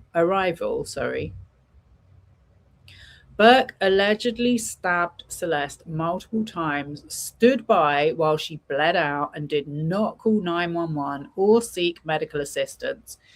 He texted and called Celeste's phone asking where she was. Between 11 and 11:11, Burke's cell phone and Tesla were both located at the Doheny Drive residence. Cellular records and Tesla connectivity data place him at home. Then at 11:30, Burke drove his Tesla north on the 101 freeway and texted Celeste again. 11:30 to 11:35 p.m., Burke's cell phone and Tesla departed the residence and began traveling westbound. The recorded route was consistent with travel along Sunset Boulevard. April 24th, 2025, Burke's cell phone placed an outgoing call to Celeste Rivas Hernandez. The call went directly to voicemail, indicating her phone was either powered off, in airplane mode, or outside cellular coverage.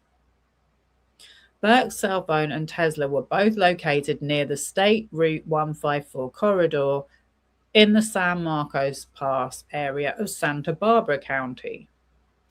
4:03 a.m. to 7:07 a.m., Burke's cell phone remained connected to the northern Santa Barbara County cell towers before beginning the return trip south by 7:07 a.m.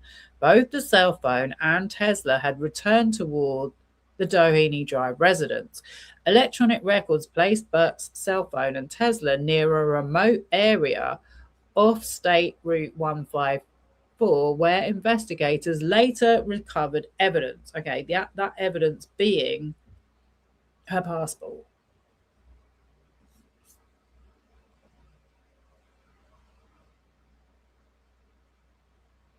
April 30th, 2025. 4:25 p.m. David Anthony Burke, known professionally as David, posted the single word decay on his verified X account. The post received significant engagement, generating more than 243,000 views, along with hundreds of comments, reposts, likes, and bookmarks. The post was published 6 days. 1 second.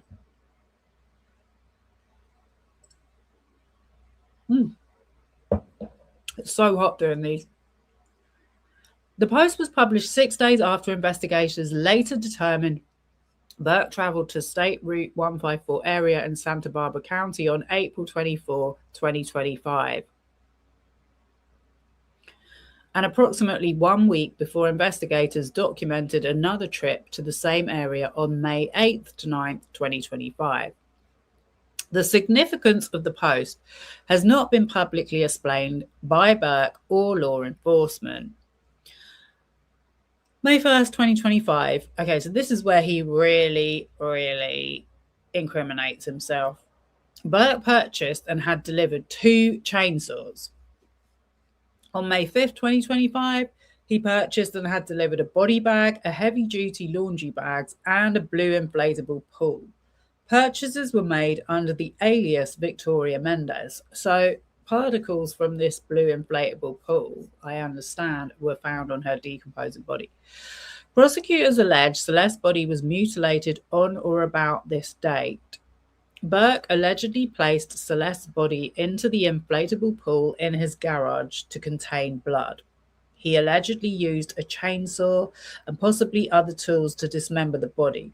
Forensic analysis later matched blue plastic fragments embedded in the remains to the inflatable pool.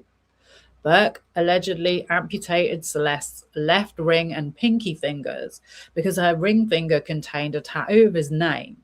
Okay, so he had her name tattooed on his finger.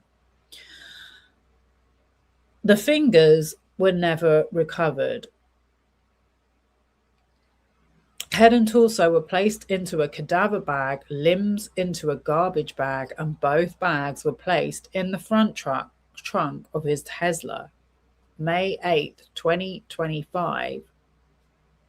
Burke's cell phone and Tesla were both located at the Doheny Drive residence.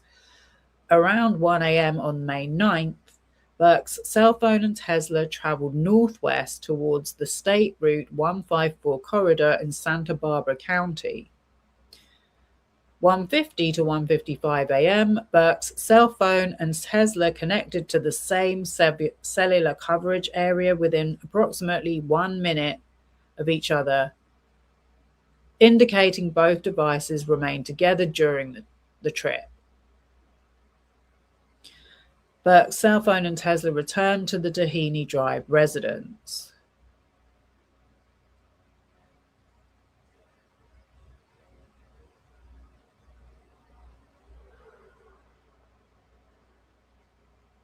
So he's driven it on the May 9th. He's driven it on May 31st. He's driven it on... Oh, no. So on May 8th, he was at home. Then... Wait, so the body was in the car from May 5th, and he's at home on the 8th. He's driven it on the 9th.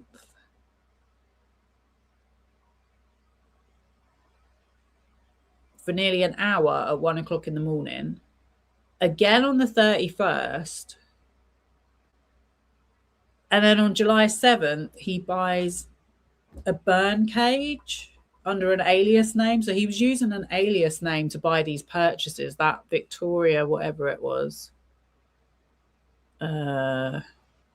Victoria Mendez, that was an alias name he used to buy Amazon purchases. And these have all, there's digital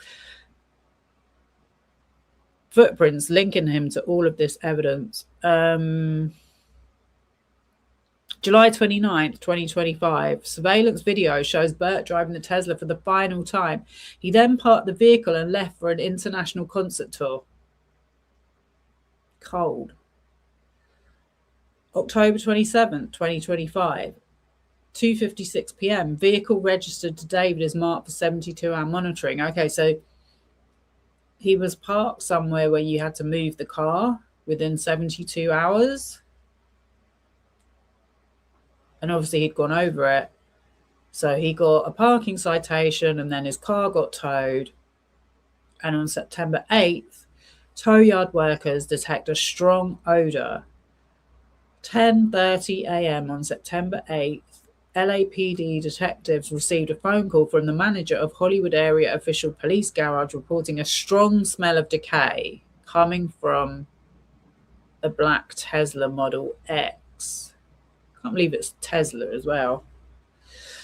I can't believe it's Tesla. 12:30 p.m. LAPD officers responded to the scene, inspected the vehicle and opened the front trunk after obtaining a search warrant.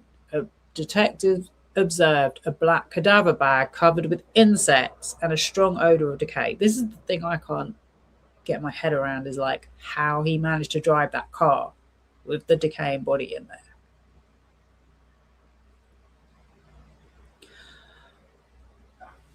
The bag was partially unzipped and detectives observed a decomposed head and torso.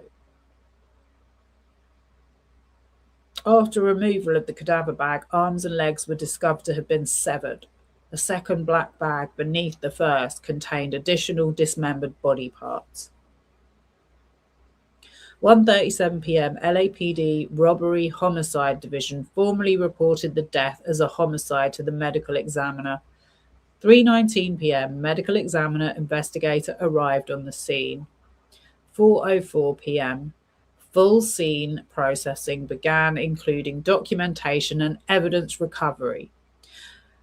6:25 p.m. medical examiner investigator cleared the scene. September 9th, 2025, law enforcement obtained a search warrant for Burke's Tesla. September 10th, 2025. Imagine he's on tour while this is going on. 8:30 a.m. Los Angeles County medical examiner performed an autopsy. Los Angeles County medical examiner publicly identifies the remains as Celeste Rivas Hernandez, age 15. I thought she was 14. Oh, her birthday was on September the 7th. So she's 14 when she died. You could age a dead body. Yeah, because that's another thing that I have seen on some reports. They say she was 15. Well, she definitely was not 15. She was definitely 100% 14 when she died.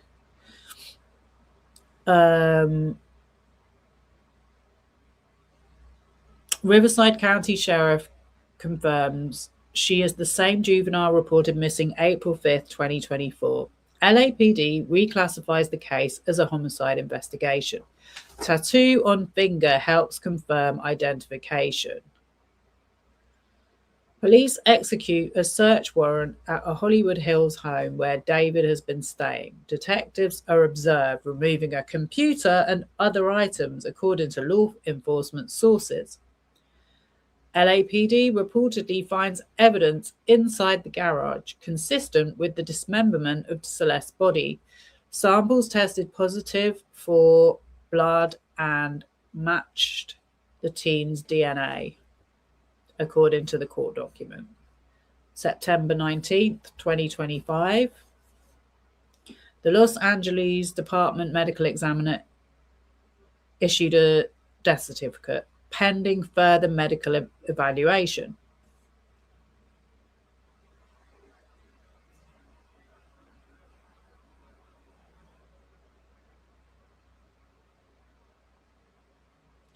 The certificate listed the date of death as September 8th. Okay, so obviously that's why it says in some reports that she's 15, but the date of death was September 8th, but we know it was actually back in April. David cancels the remaining dates of his US tour amid the escalating investigation.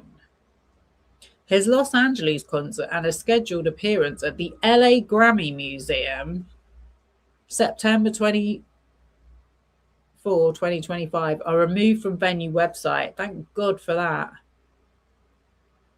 September 23, this is really bad. September 23, 2025, David transfers ownership of one of his Texas homes to his mother in the prior month. People who say victims do it for money. Look at that right there.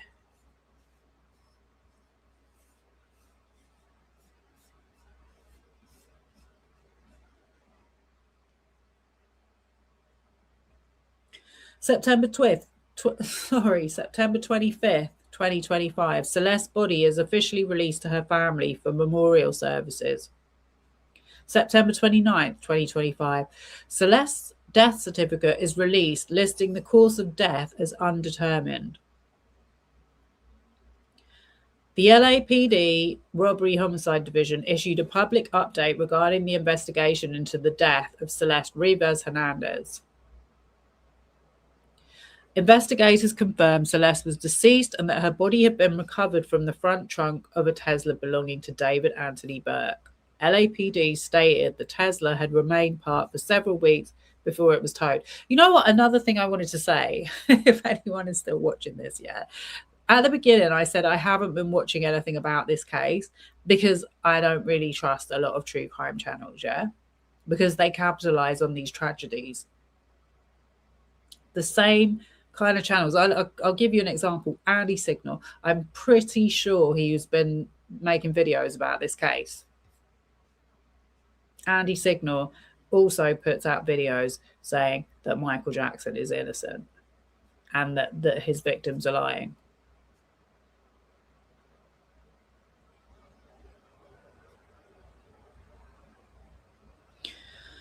Investigators stated the Los Angeles County Medical Examiner had not yet determined the cause and manner of death.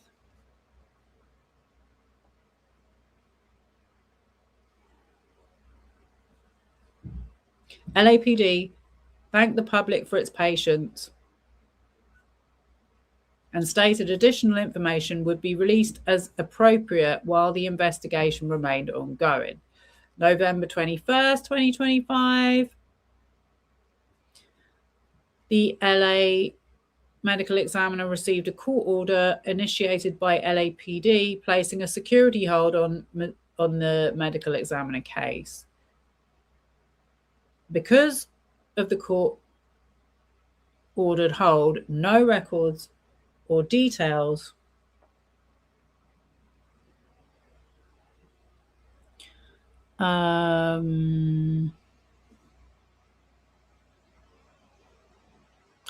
I got distracted for a minute.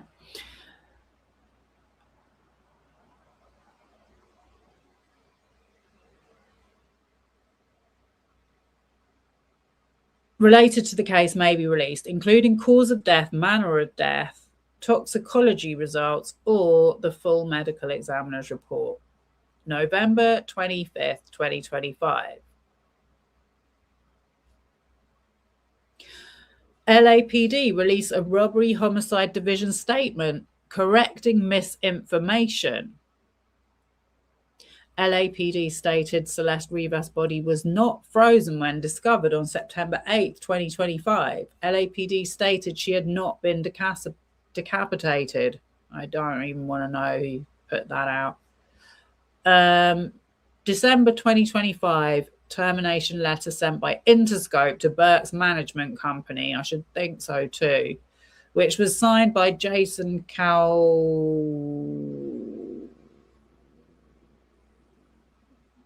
Edger, Interscope's head of business, cancelling the contract.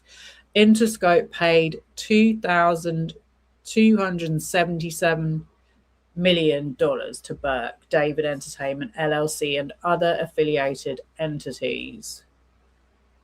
The medical examiner ruled the victim's death a homicide caused by 2 penetrating injuries to the torso. That's a lot of money. I mean, I guess it's not that much for them, but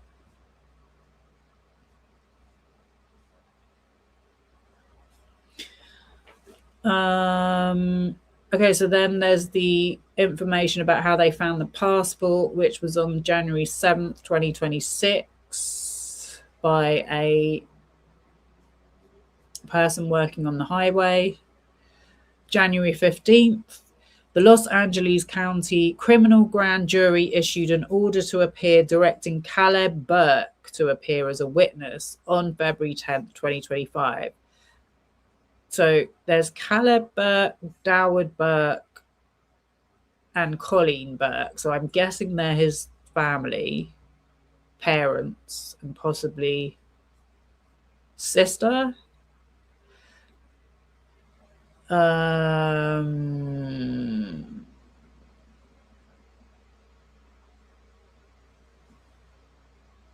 So they said the passport was located in the same general area prosecutors later alleged David had traveled on multiple occasions during April and May 2025. The discovery became part of the ongoing homicide investigation and was collected as evidence by investigators. Okay, so then this guy was arrested, Neo Christopher Langston, in Helena, Montana, pursuant to an active warrant related to the investigation into the death of Celeste Rivas Hernandez. Langston was booked. Okay, so this was in January 2026. So this is his friend.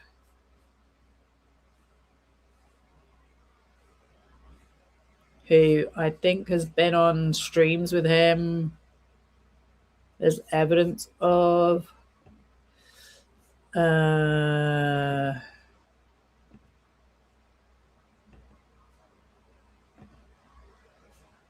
Wait, there we go. That's his booking record. So that was his friend. So his friend was obviously aware that this crime had happened. It might have even been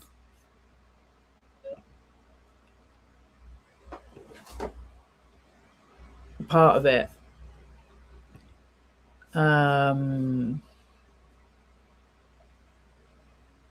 Okay, listen to this. February 12th, 2026, members of the Burke family filed a legal challenge in Texas seeking to block enforcement of Los Angeles County Criminal Grand Jury subpoena issued in connection with the homicide investigation into the death of Celeste Rivas Hernandez.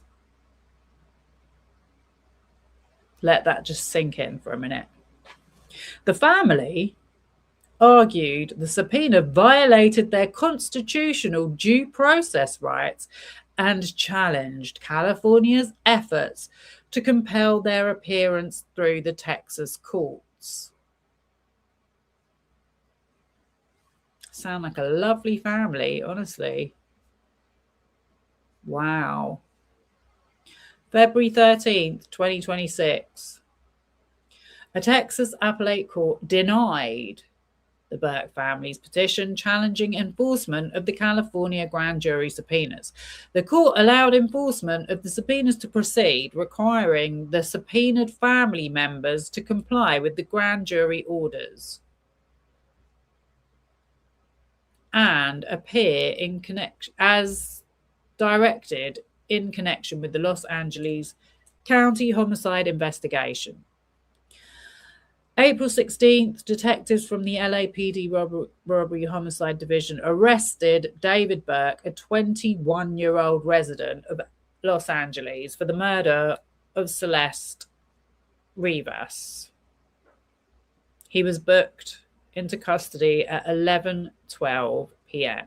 and he is 5'5". He was held without bail pending the filing of criminal charges.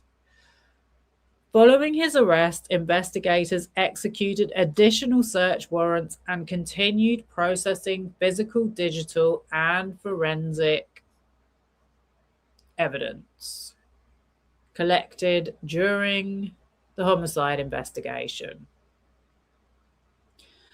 April 20th, 2026, the Los Angeles County District Attorney's Office formally charged David Anthony Burke, known professionally as David, with first-degree murder, continuous SA of a child, lewd and lascivious acts upon a child under the age of 14, mutilation of human remains.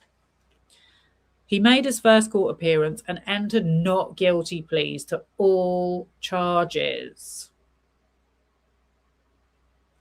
During the announcement of the charges, LA District Attorney Nathan J. Hochman alleged Burke maintained a long-term sexual relationship with Celeste Rivas Hernandez while she was underage and Burke was an adult. Prosecutors further alleged Burke murdered Celeste to protect his music career, dismembered her body after her death, and concealed her remains inside the front trunk of his Tesla, where they remained until the vehicle was impounded and searched by investigators. This is just such a crazy, crazy story.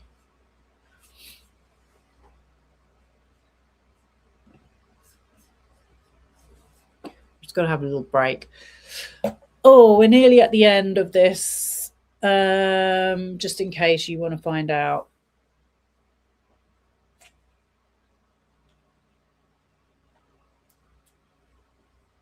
So, April 21st, 2026. Through their attorney, the family of Celeste Rivas Hernandez released their first public statement following the arrest and charging of David Anthony Burke, known professionally as David.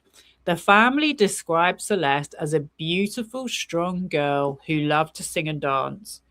They expressed their grief over her death and their desire for accountability, stating, "We miss her deeply. All we want is justice for Celeste." The statement marked the family's first public comment since prosecutors announced the charges against Burke. The medical examiner released a statement and autopsy information for Celeste Rivas on April 22nd, documenting that the body was in a state of advanced decomposition and dismembered in multiple portions. The medical examiner identified 2 penetrating wounds to the torso with smooth edges, possibly representing sharp force injuries, like a knife. So, I mean, we've got the evidence that he purchased all of these items to get rid of or dispose of this body. We've got the fact that she went to his house and was dropped off by an Uber, and that he then continued to message her as if she hadn't arrived. We've got cellular data linking his bones to his Tesla. And I believe video footage of him putting the body in the car.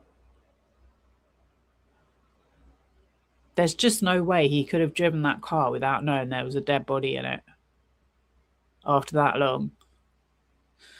I would say the evidence on this case is pretty damn strong. And then obviously there's the history of their relationship.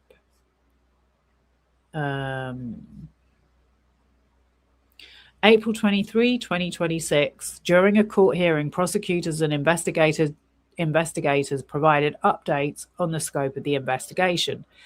They stated that they collected approximately 40 terabytes of data during the course of the investigation.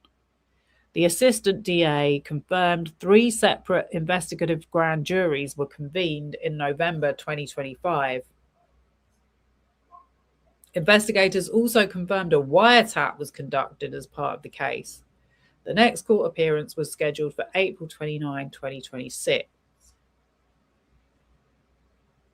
Okay, so I'll just get you up to speed. Okay, so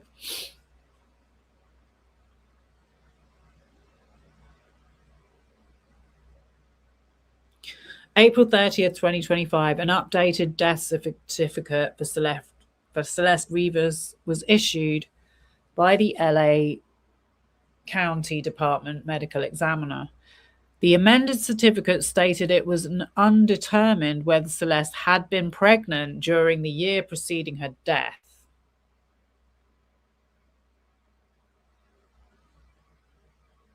I don't see what that's got to do with it.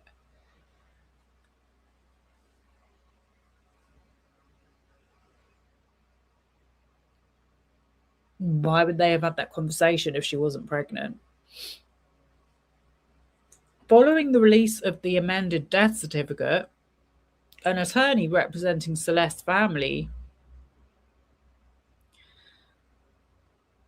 issued a public statement addressing the recent developments in the case. The family reiterated their commitment to seeking justice for Celeste and thanked investigators and prosecutors for their continued work on the homicide investigation.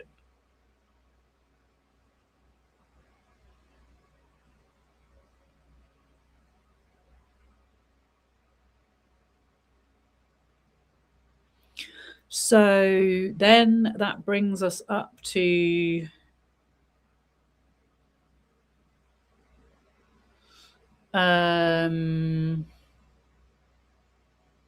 July 21st, 2026, preliminary hearing.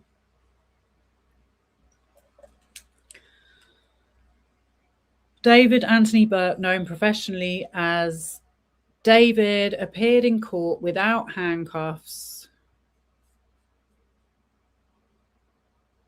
but remained restrained with a waist chain. Throughout the hearing, Burke appeared calm and relaxed, sitting back in his chair.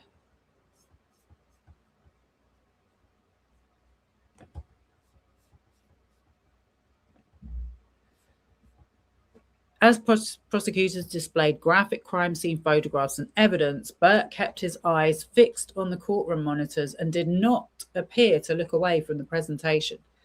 LACD attorney Nathan Hotchman was present in the courtroom, seated in the second row.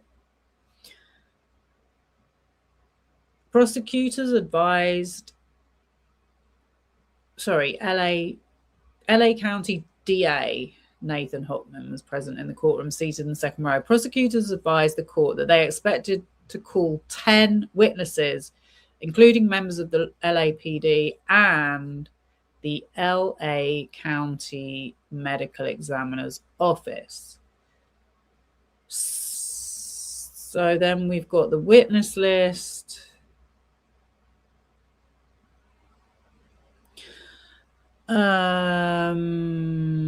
Oh no, sorry. This is the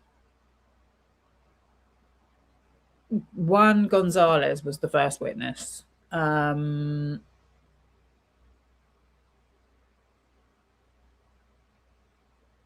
He responded to Burke's Tahini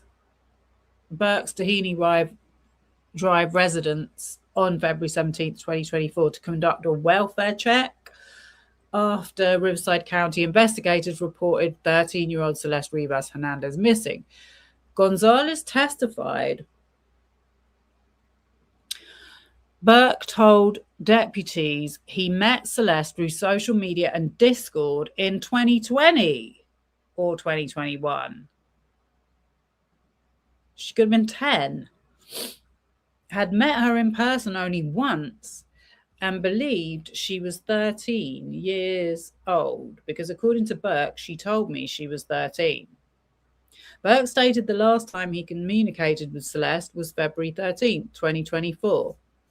Burke stated the last time he saw Celeste in person was November 12th, 2023. Burke showed deputies a 6th grade yearbook photograph of Celeste. Burke also showed deputies a missing person flyer bearing Celeste's photograph. Deputies searched Burke's residence with his consent while attempting to locate Celeste. Investigators observed several Hello Kitty items inside the residence. Burke explained the residence functioned as an artist house where other people frequently stayed. Body camera footage played in court captured Burke stating, "She told me she's 18, but everyone is saying she's 13. The body camera footage she also showed Burke providing Celeste's phone number and describing how they first met." Liar.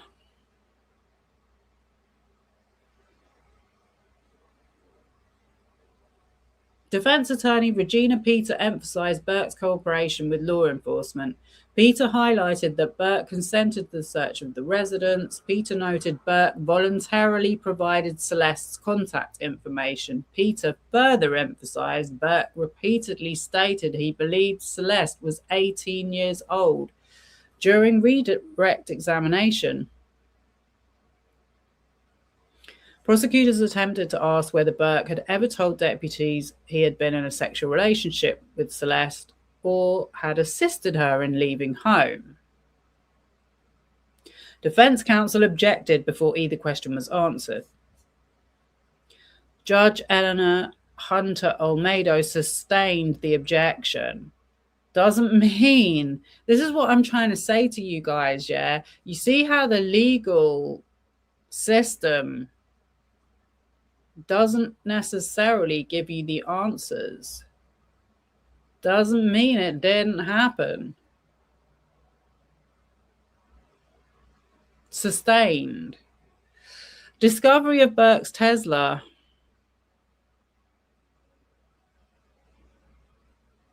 I don't need to read that again. It's really, really, really gruesome.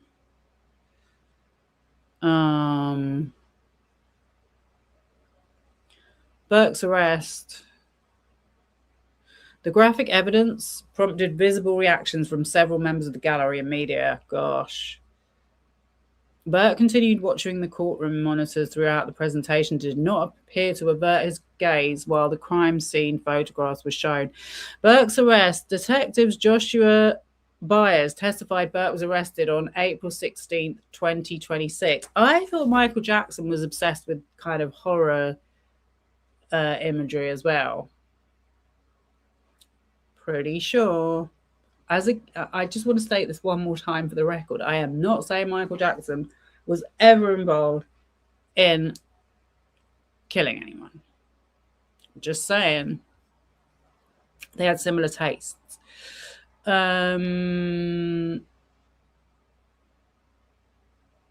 Burke's arrest. Detective Joshua Byers testified Burke was arrested on April 16, 2026 at 1615 Marmont Avenue in the Hollywood Hills. During the booking process, detectives documented several tattoos, including Celeste tattooed in red ink on Burke's ring finger, tattooed on his right index finger. The Celeste tattoo was specifically described during testimony. April 24, 2025, a shovel was purchased from Home Home Depot. On the May 1st, 2025, a red and black 16-inch chainsaw was purchased through Amazon. A pink and black 6-inch handheld chainsaw was purchased through Amazon using the same account, Travion Davis. Detectives testified both chainsaws were later recovered from Burke's garbage during the September 25 search. An inflatable pool was purchased through Amazon. So this has all been shown at the hearing. Okay, I already read through it all earlier.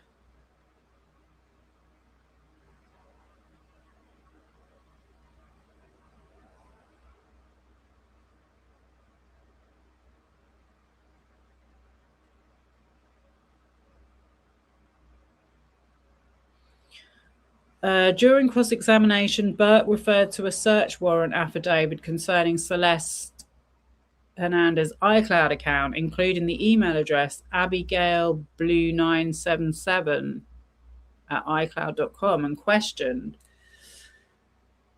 whether the investigators had previously linked the phone to Celeste instead. Detective Byers initially testified he did not recall the specific language used in the affidavit.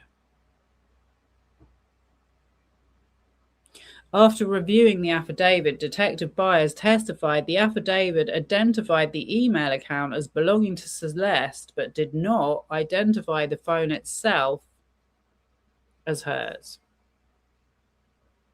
The exchange became contentious. Oh dear.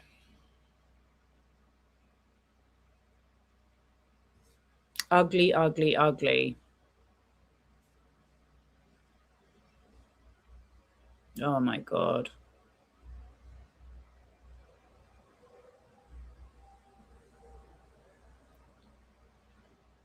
Yeah, the forensic evidence is awful. Live maggots and dead flies were found. And multiple air fresheners. Like that was going to do any good.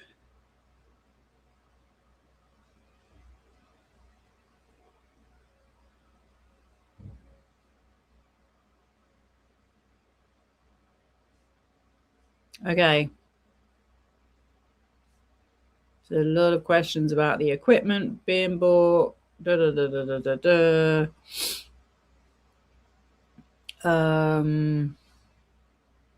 burn cage as well is particularly interesting, because why on earth would you buy a burn cage and a mat, a burn-proof mat, just at the time that your girlfriend who was coming to your house has gone missing?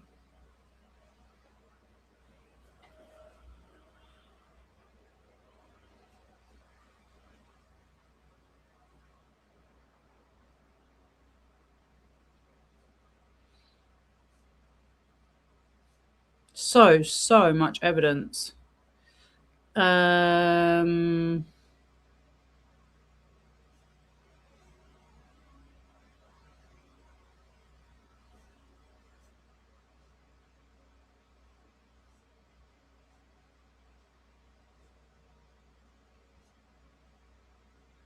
No blood remained due to advanced decomposition. Toxicology testing was performed using her liver tissue.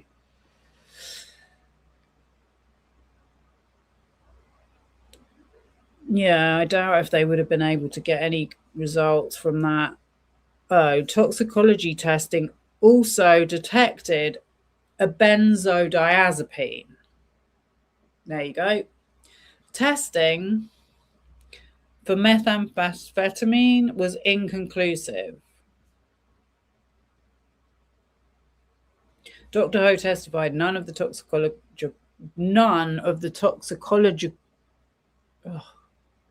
the tox results were determined to have contributed to Celeste's death. But still,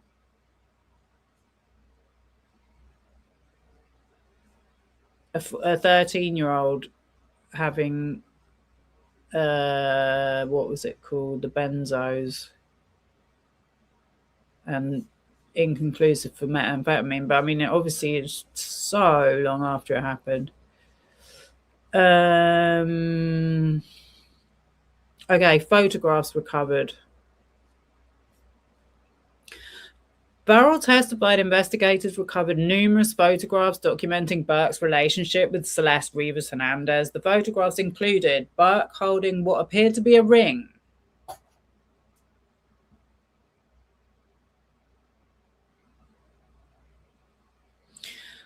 James Safechuck.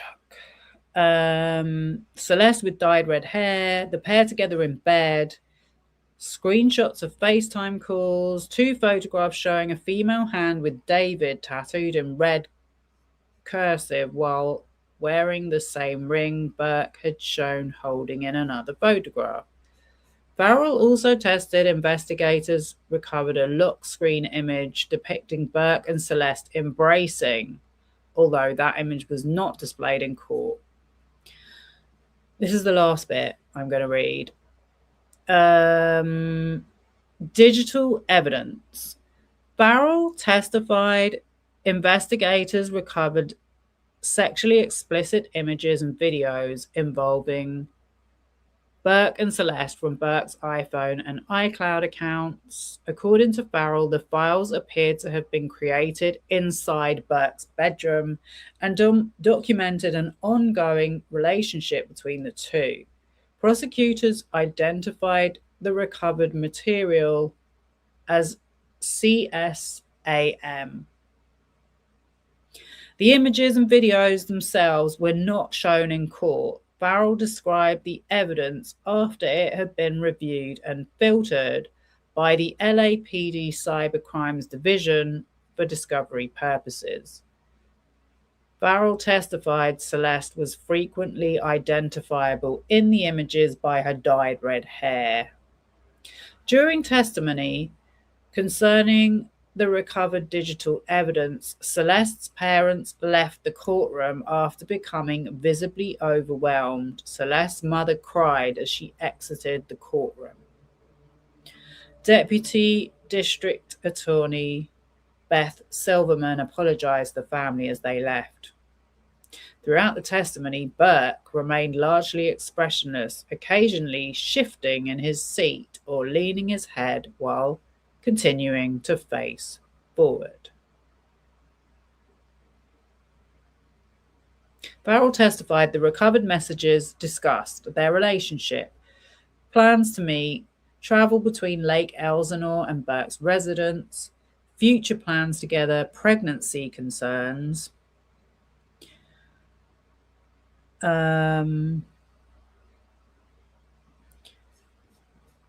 abortions and emergency contraception.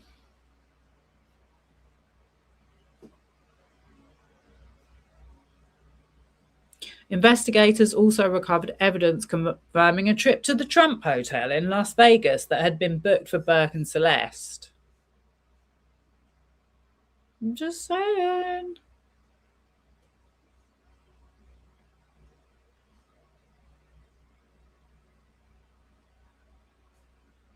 The messages documented an ongoing relationship between Burke and Celeste Rivas Hernandez and included discussions about their future together, marriage, and starting a family.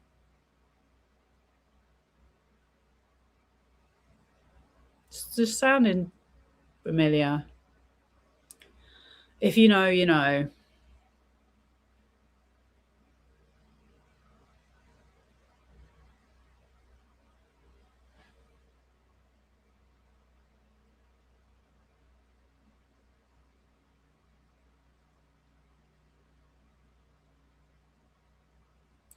According to Farrell, Burke responded when she asked him if his mum knew they had been sexually active. Burke responded that his mother believed sexual activity between them would not occur until they were together after marriage. Oh, please. I'm sorry. Has she listened to her son's lyrics or seen his videos?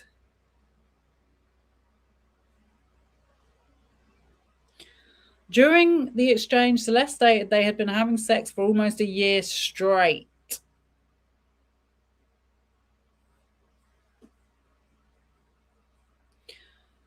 Apparently they had broken up 8 times. Burke also accused Celeste of initiating physical intimacy, stating she initiated kissing and sexual activity and that he folds every time. Wow.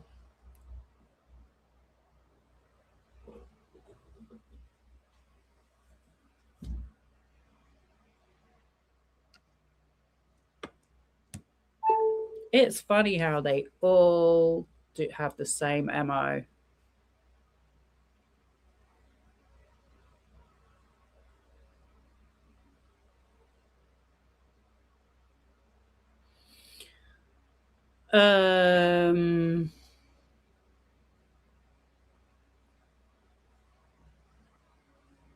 Okay, this is all a bit too X-rated. I don't think I can read this on here.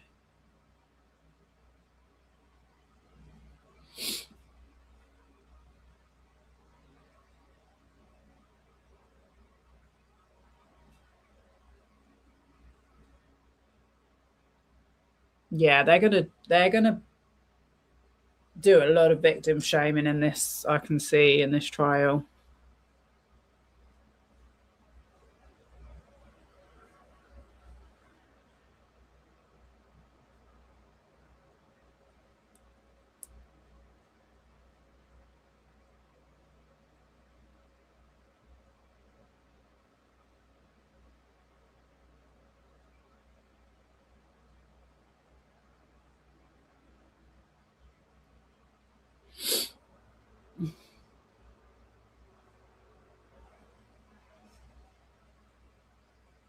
Burke attended church with Celeste's family. Her aunt and cousins knew him. Burke picked Celeste up to go shopping. Celeste's adult sister was aware of the relationship and traveled separately during the Las Vegas trip. Celeste's school friends knew about the relationship. Damn. Burke's mother knew about the relationship. A notarized child travel consent form dated September 23, 2024 authorized Burke to take Celeste to London. Oh, that was what I was wondering about.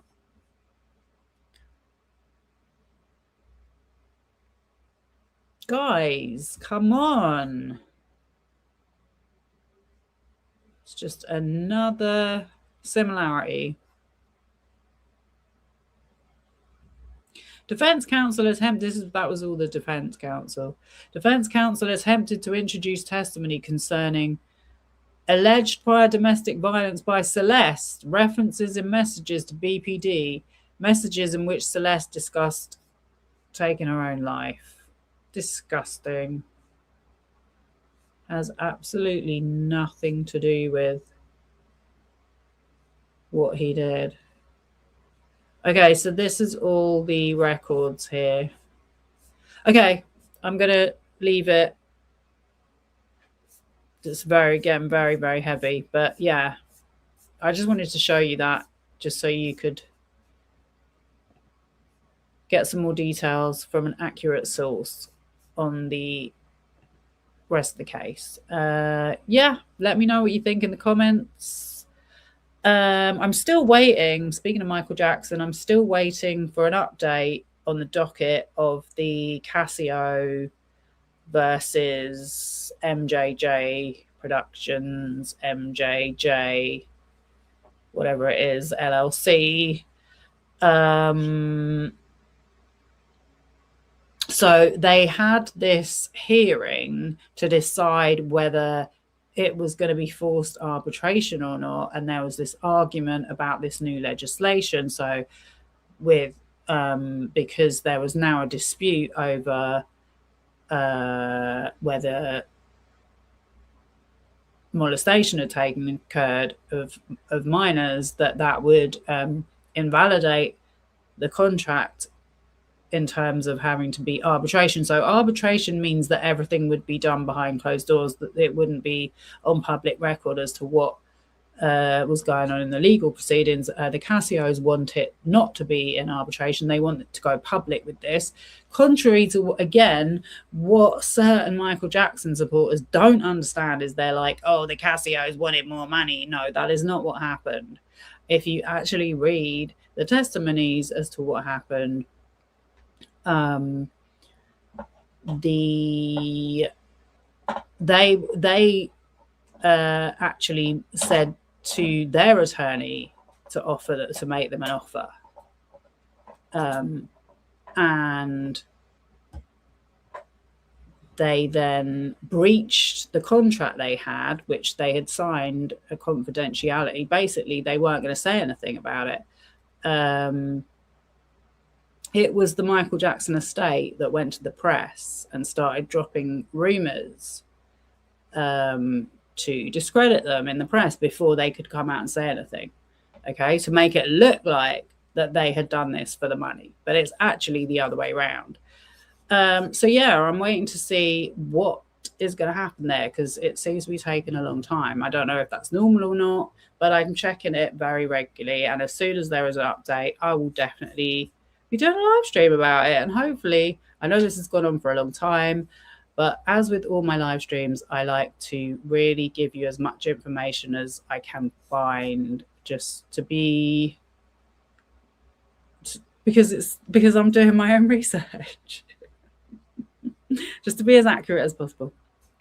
All right, guys, I hope you enjoyed it, or not enjoyed it, but found it interesting. And I'll speak to you soon. Bye. But don't forget to please like the video and subscribe if you haven't already. Take care.